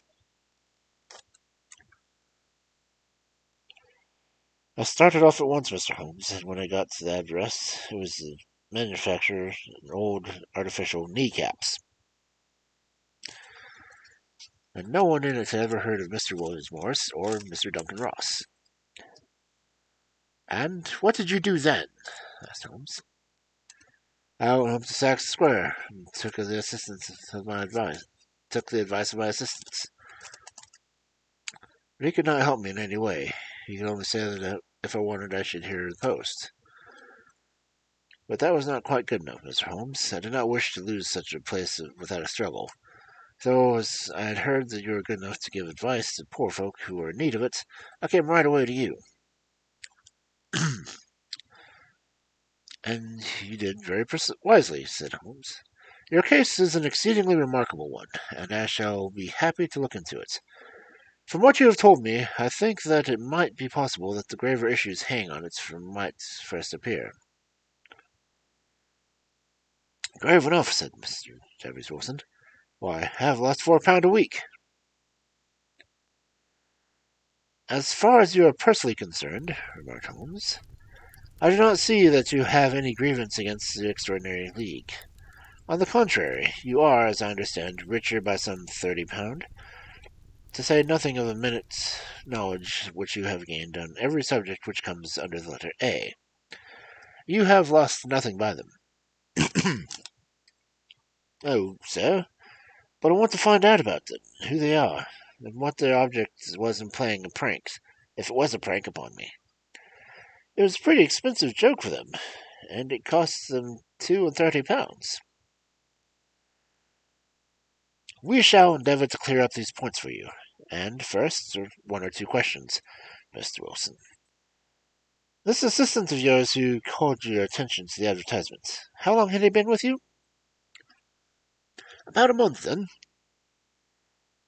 How did he come? In answer to an advertisement. Was he the only applicant? No, I had a dozen. Why did you pick him? Because he was handy and would come cheap. At half wages, in fact. Yes. What is he like, this Vincent Spaulding? Small, stone-built, very quick in his ways. No hair on his face, though he's not short on 30. Has a white splash of acid on his forehead. Holmes sat up in his chair in considerable excitement. I thought as much, said he. Have you ever observed that his ears are pierced for earrings? Yes, sir. He told me that a gypsy had done it for him when he was a lad. Hmm, said Holmes, sinking back in thought. He is still with you? Oh, yes, sir. I only have just left him. And has your business been attended in your absence? Nothing to complain of, sir. There's never much to do in the morning. That will do, Mr. Wilson. I shall be happy to give you an opinion upon the subject of the course of a day or two. Today is Saturday, and I hope that by Monday we may come to a conclusion. Well, Watson, said Holmes said Holmes when our visitor had all left. What do you make of it? I make nothing of it all, I answered flatly. It is a most mysterious business. As a rule, said Holmes, the most bizarre thing is the least mysterious it proves to be. It is your commonplace, featureless crimes which are really puzzling, just as a commonplace face is the most difficult to identify. But I must be prompt over the matter. What are you going to do, then? I asked. To smoke, he said. It is quite a three-pipe problem, and I bet that you won't speak to me for 50 minutes. He curled himself up in the chair, and his thin knees drawn up and a hawk-like nose. And there he sat with his eyes closed and his clay-black pipe thrusting out like a bill of some strange bird. I had come to the conclusion that he had dropped asleep, and indeed was nodding on myself, when he suddenly sprang out of his chair with the gesture of a man who had made up his mind and put his pipe down upon the mantelpiece. Sarset plays at the St. James Hall this afternoon, he remarked. What do you think, Watson? Could your patient spare you a few moments? I have absolutely nothing to do today. My practice is never very absorbing. Then put on your hat and come. I am going through the city first, and we can have some lunch on the way. I observe that there is a good deal of German music on the program, which is rather more to my taste than Italian or French. Which is introspective, and I want to introspect. Come along. We travelled by the Underground as far as the Aldersgate, and took a short walk to Colt Saxon Square, the scene of a singularly story which had listened in the morning. It was a porky little shabby genteel place, where 4 lines of dingy two-storied brick houses looked out on a small railed-in enclosure, with a lawn of weedy grass and a few clumps of faded laurel bushes made a hard fight against the smoke-laden and uncongenial atmosphere. There are 3 gilt balls and a brown board with Jabby's Wilson in white letters upon the corner house announced the place where our red-headed client carried on his business. Sherlock Holmes stopped in front of it with his head on one side and looked it over, with his eyes shining brightly between the puckered lids. Then he walked slowly up on the street and then down again on the corner, still looking keenly at all the houses. Finally he returned to the pawnbroker's, and having thumped vigorously upon the pavement with his stick 2 or 3 times, he went up to the door and knocked on it. It was instantly opened by a bright-looking, clean-shaven young fellow, who asked him to step in. Thank you, said Holmes. I only wish to ask you how you will go from here to Strahd. "Third right, fourth left," answered the assistant promptly, closing the door. "Smart fellow, that," observed Holmes as we walked away. "He is, in my judgment, the fourth smartest man in London, and for daring I am not sure that he has not a claim to be third. I have known something of him before." "Evidently," said I. "Mr. Wilson's assistant counts for a good deal of the mystery in the Red-Headed League. I am sure that you inquired your way merely in order that you might see him." "Not him." "What then?" "The knees of his trousers." "And what did you see?" "What I expected to see." "Why did you beat the pavement?" "My dear doctor, this is a time for observation, not for talk. We are spies in an enemy's country. We know something of Saxe-Coburg Square. Let us now explore the parts which lie behind it."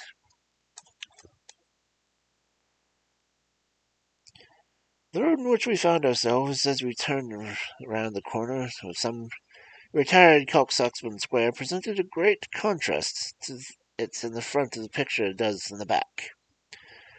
It was one of the main arteries which conveyed the traffic of the city to the north and west. The roadway was blocked with an immense stream of commerce flowing in a double tide, inward and outward, while the footpaths were black with the hurrying swarm of pedestrians. It was difficult to realize we looked at a line of fine shops and stately business presences that really butted against one upon the other, faded, and a stagnant square which had been acquitted.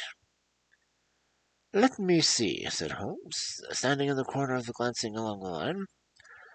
"I should like just to remember the order of the houses here. It is a hobby of mine to have an exact knowledge of London. There is Mortimer's, the tobacconist, the little newspaper shop, the Coburg branch of the City and Suburban Bank, the vegetarian restaurant, and McFarland's carriage building depot. That carries us straight on to the other block.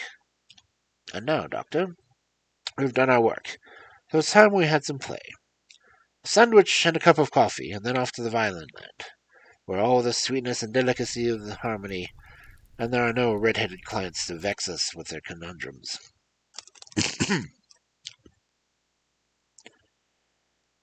My friend was an enthusiastic musician, being himself not only a very capable performer, but a composer of no ordinary merit.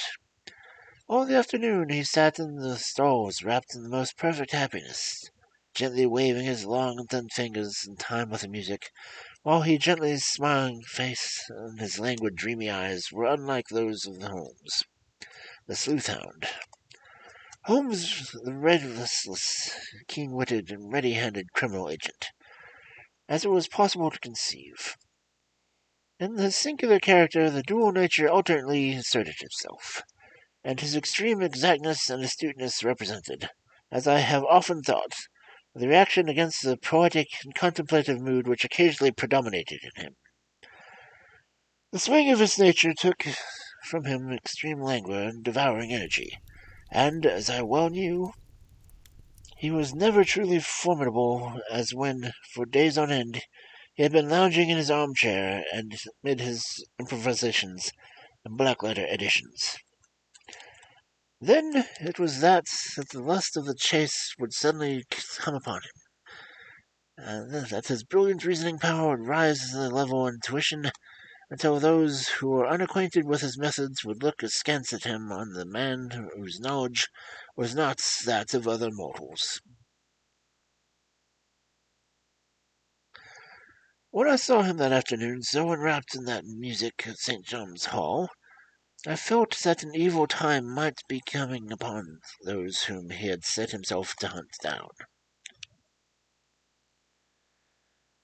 "You want to go home, no doubt, Doctor?" he remarked as we emerged. "Yes, it would be as well. And I have some business to do which will take some hours. This business in Coburg Square is serious." "Why serious?" "A considerable crime is in its contemplation. I have every reason to believe that we shall be in time to stop it." But today, being Saturday, rather complicates matters. I shall want your help tonight. At what time? 10 will be early enough. I shall be at Baker Street at 10. Very well, and say, Doctor, there may be some little danger, so kindly put your army revolver in your pocket. He waved his hand and turned on his heel and disappeared into an instant among the crowd. I trust that I am not more dense than my neighbor, but I was always oppressed a sense of my own stupidity in my dealings with Sherlock Holmes. Here I had heard what he had heard. I had seen what he had seen, and yet his words, it was evident that he saw clearly not only what had happened, but what was about to happen, while to me the whole business was something complicated and grotesque. As I drove home to my house in Kensington, I thought over it all. From the extraordinary story of the red-headed copier in the Encyclopaedia Britannica down to the visits of Saxe Common Square. The ominous words which he had parted with me. What was this nocturnal expedition, and why should I be armed? Where were we going, and what were we to do? I had a hint from Holmes that his smooth-faced pawnbroker's assistant was a formidable man, a man who might play a deep game. I tried to puzzle it out, but gave it up in despair and set the matter aside until night should bring up an explanation. It was 9:15 when I started from home and made my way across to the park, and though Oxford Street's to Baker Street. Two hansoms were standing at the door, and as I entered the passage I heard the sound of voices from above.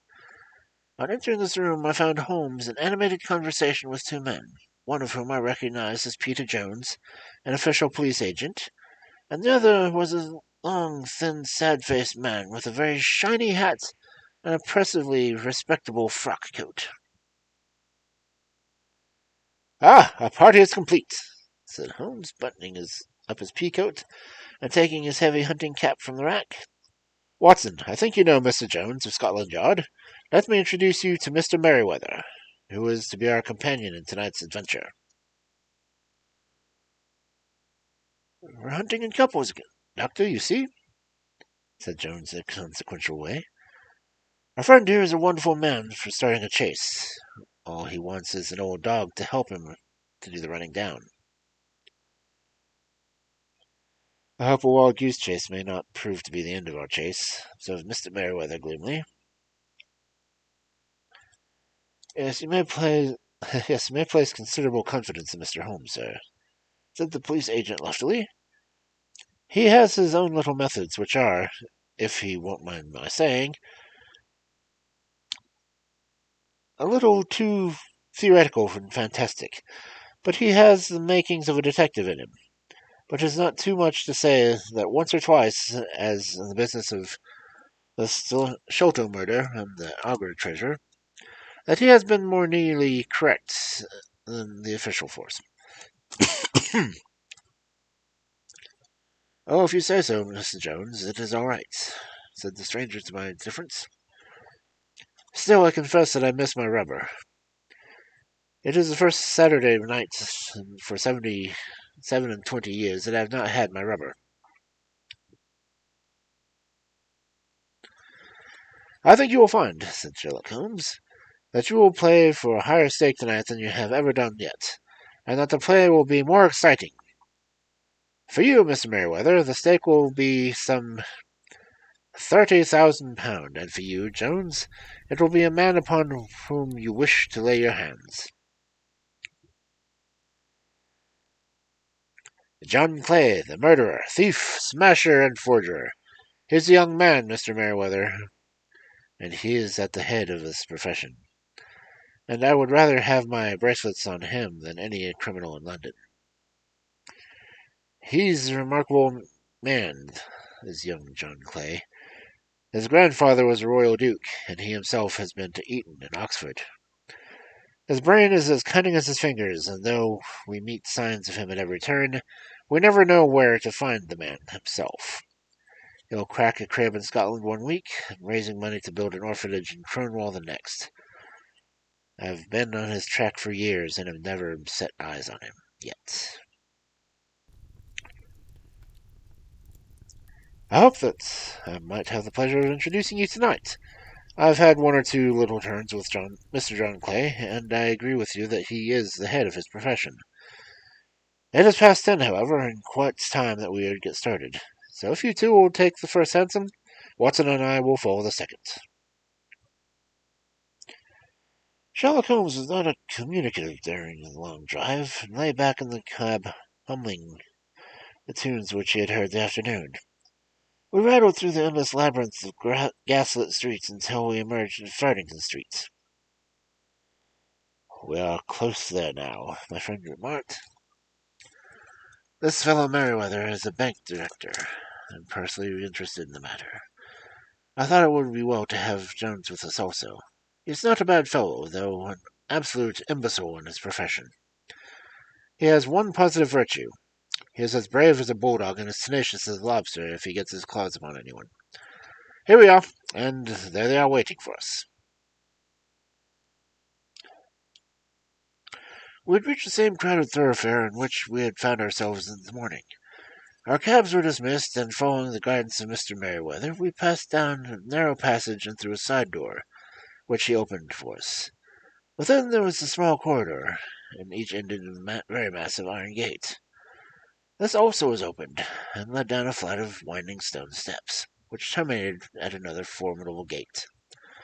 Mr. Merriweather stopped to light a lantern, and then conducted us down a dark, earth-smelling passage, and so, after opening a third door into the huge vault or cellar, which was piled all around with crates and massive boxes.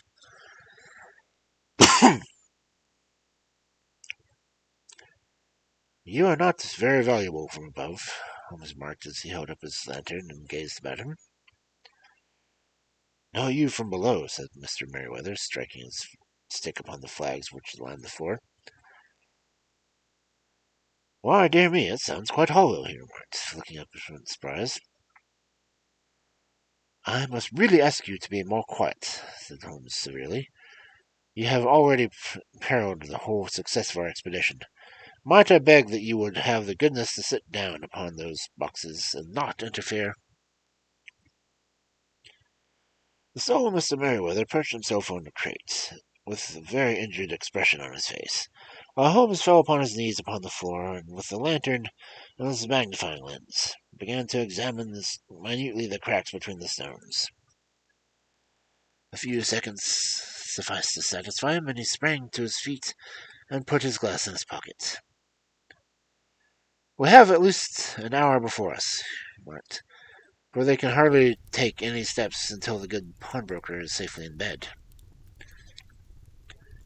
Then they will not lose a minute, for the sooner they do their work, the longer time they have for their escape. We are at present, Doctor, as no doubt you have divined, in the cellar of a city branch of one of the principal London banks.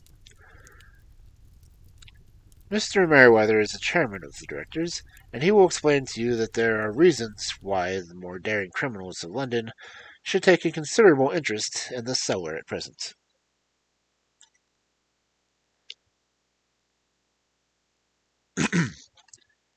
Is it our French gold? Whispered the director.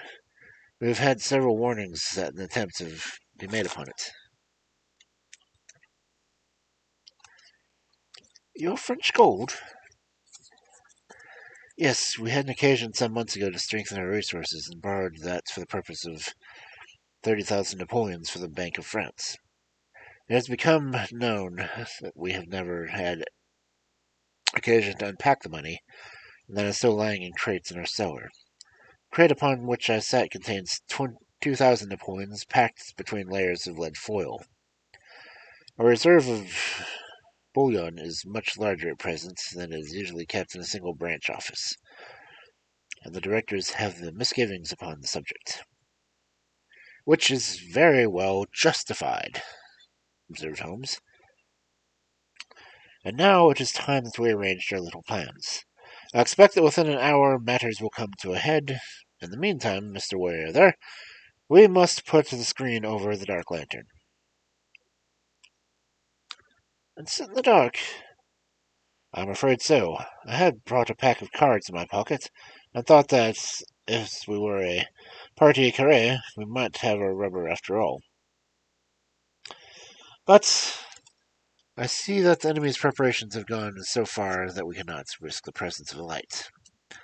And, first of all, we must choose our positions. These are daring men, and though we shall take them at a disadvantage, they may do us some harm unless we are careful. I shall stand behind this crate, and do you conceal yourselves behind those. Then, when a flash of light upon them, close in swiftly. If the fire, Watson, have no compunction about shooting them down.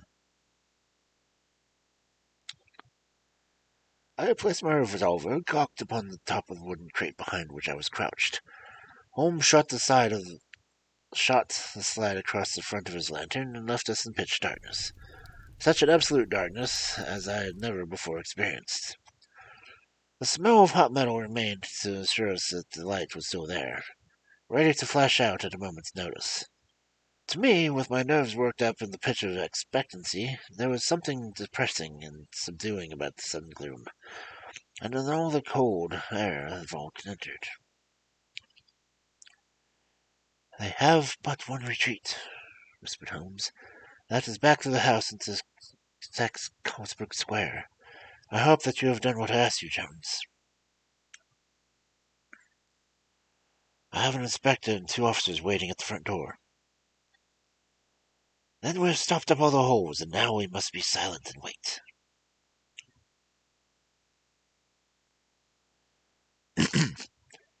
What a time it seemed! From comparing notes afterwards, it was just but an hour and a quarter, but it appeared to me that the night must have almost gone, and the dawn be breaking above us.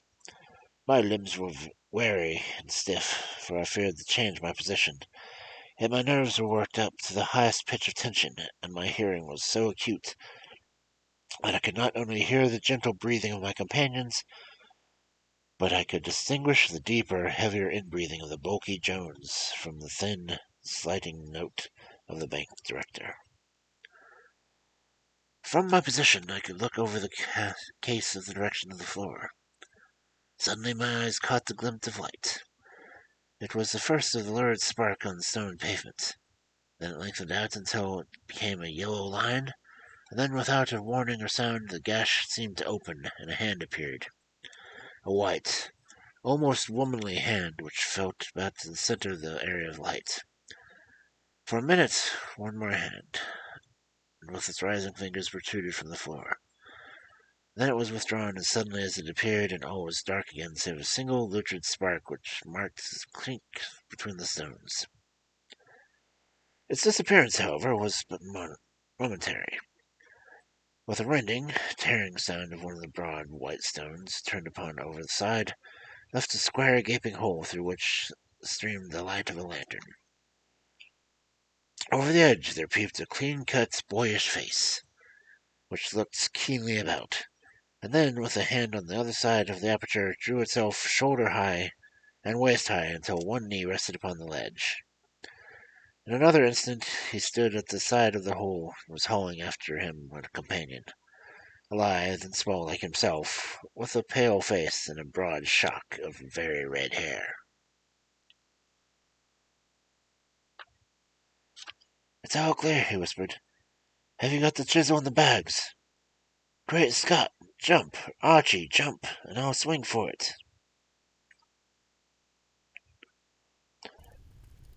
Sherlock Holmes had sprung out and seized the intruder by the collar. The other dived into the hole, and I heard a sound of rending cloth as Jones clenched over the skirts.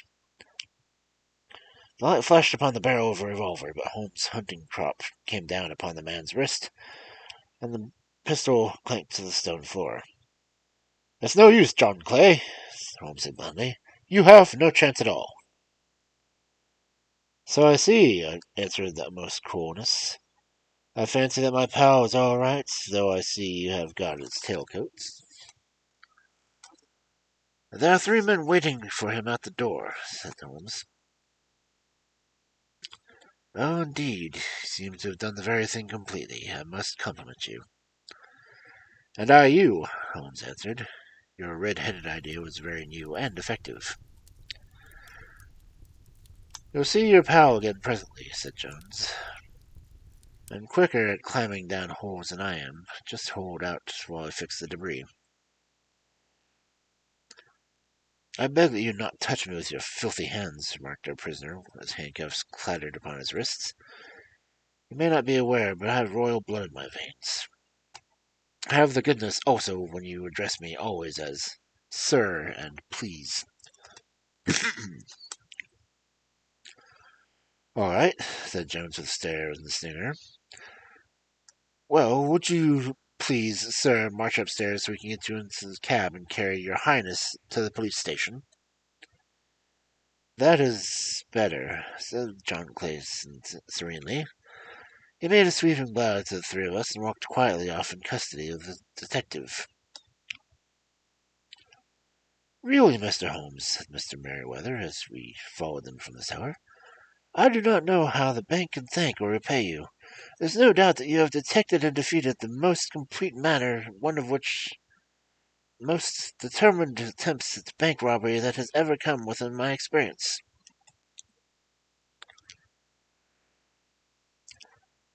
I have had one or two little scores of my own to settle with, Mr. John Clay, said Holmes. I have been at some small expense over the matter, which I shall expect the bank to refund. But beyond that, I am amply repaid by having had an experience which is in many ways unique, and hearing by the very remarkable narrative of the Red-Headed League. You see, Watson, he explained at the very early hours the next morning when we sat over a glass of whiskey and soda in Baker Street, it was perfectly obvious from the first that the only possible object of this rather fanatic business of achievement of the League, than copying the encyclopedia, must be this not overbright pawnbroker out of the way for a number of hours every day. It was a very curious way of managing it, but really, it would have been difficult to suggest a better. The method was no doubt suggested to Clay's ingenious mind by the colour of his accomplice's hair. £4 a week was the lure which must draw him, and what it was to them who were playing for thousands. They put in the advertisement of one's rogue as a temporary office, the other rogue incites the man to apply for it, and together they managed to secure his absence every morning in a week. From the time that I heard the assistant having come for half wages, it was obvious to me that he had some strong motive for securing the situation. But how could you guess what the motive was? Had there been women in the house, I should have suspected a mere vulgar intrigue. That, however, was out of the question. The man's business was a small one, and there was nothing in his house which could account for such elaborate preparations. And such an expenditure as they were. It must, then, be something out of the house. What could it be? I thought of the assistant's fondness for photography, and his trick of vanishing into the cellar. The cellar. There was the end of this tangled clue. Then I made inquiries to the mysterious assistant, and found that I had to deal with one of the coolest and most daring criminals in London.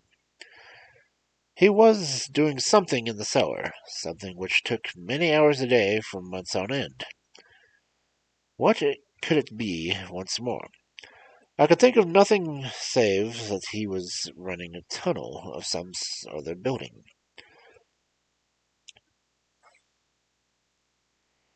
So far as I went to the scene of the action, and surprised you by beating upon the pavement with my stick. I was ascertaining whether the cellar stretched out far behind the building, front or behind. It was not the front. Then it rang a bell. As I hoped, the assistant answered it. We've had some skirmishes, but we had never set eyes upon each other before.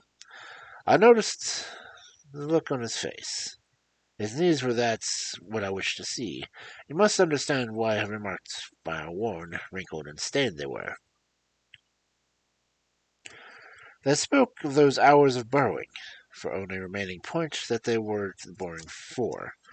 I walked around the corner and saw that City of Severn Bank abutted to our friend's premises, and felt that I had solved my problem. When you drove home after the concert, I called upon Scotland Yard and upon the chairman of the bank directors, with the result that you had seen. And how could I tell you that they could make their attempt tonight? I asked. Well, when they closed the League offices, that was a sign that they no longer cared for Mr. Jabez Wilson's presence. In other words, they had completed their tunnel. But it was essential that they should use it soon, as it might be discovered, or the boy might be removed. Saturday would suit them better than any other day, as it would give them 2 days for their escape. For all these reasons, I expected them to come tonight. You reasoned it out beautifully, I exclaimed in feigned admiration. It is so long a chain that every link rings true. It saved me from anyway, he answered, yawning. Alas, I already feel it closing upon me. My life is spent in one long effort to escape from the commonplaces of existence. These little problems help me to do so. And you are the benefactor of the race, said I. He shrugged his shoulders. Well, perhaps after all, it is of some little use.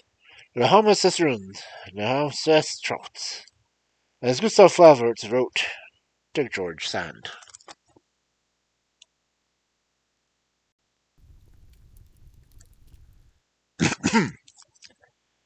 Okay, 2 stories. Not too bad. My eyes getting a little blurry, so I figured it's as good time to stop as any. So, Sherlock Holmes.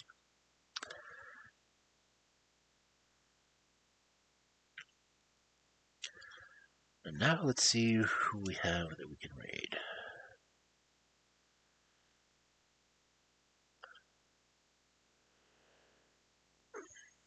I don't see any of my fellow readers right now.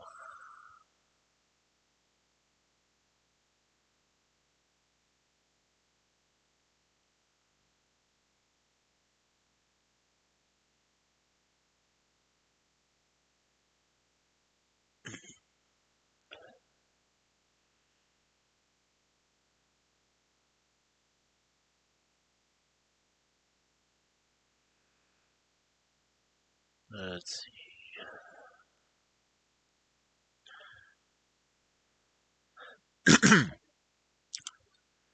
Yeah, that's right, Sam.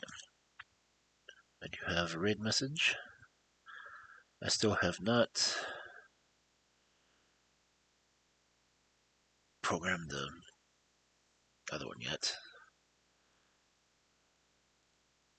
We should get that done. No, streamer is open, so can't do it yet. But we will go raid Sam.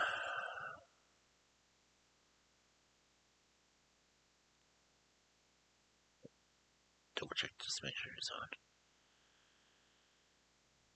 Do not see them. Okay.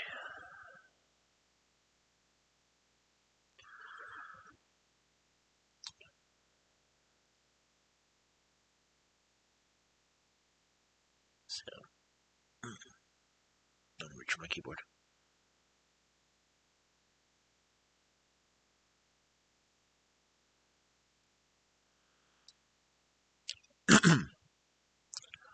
So, thank you all for coming in and listening to my best John Watson impersonation.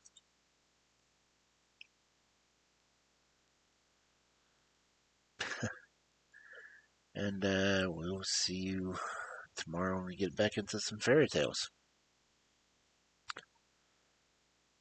So, have a good evening, everyone, or afternoon, or whatever time zone you may have. And I will see you then.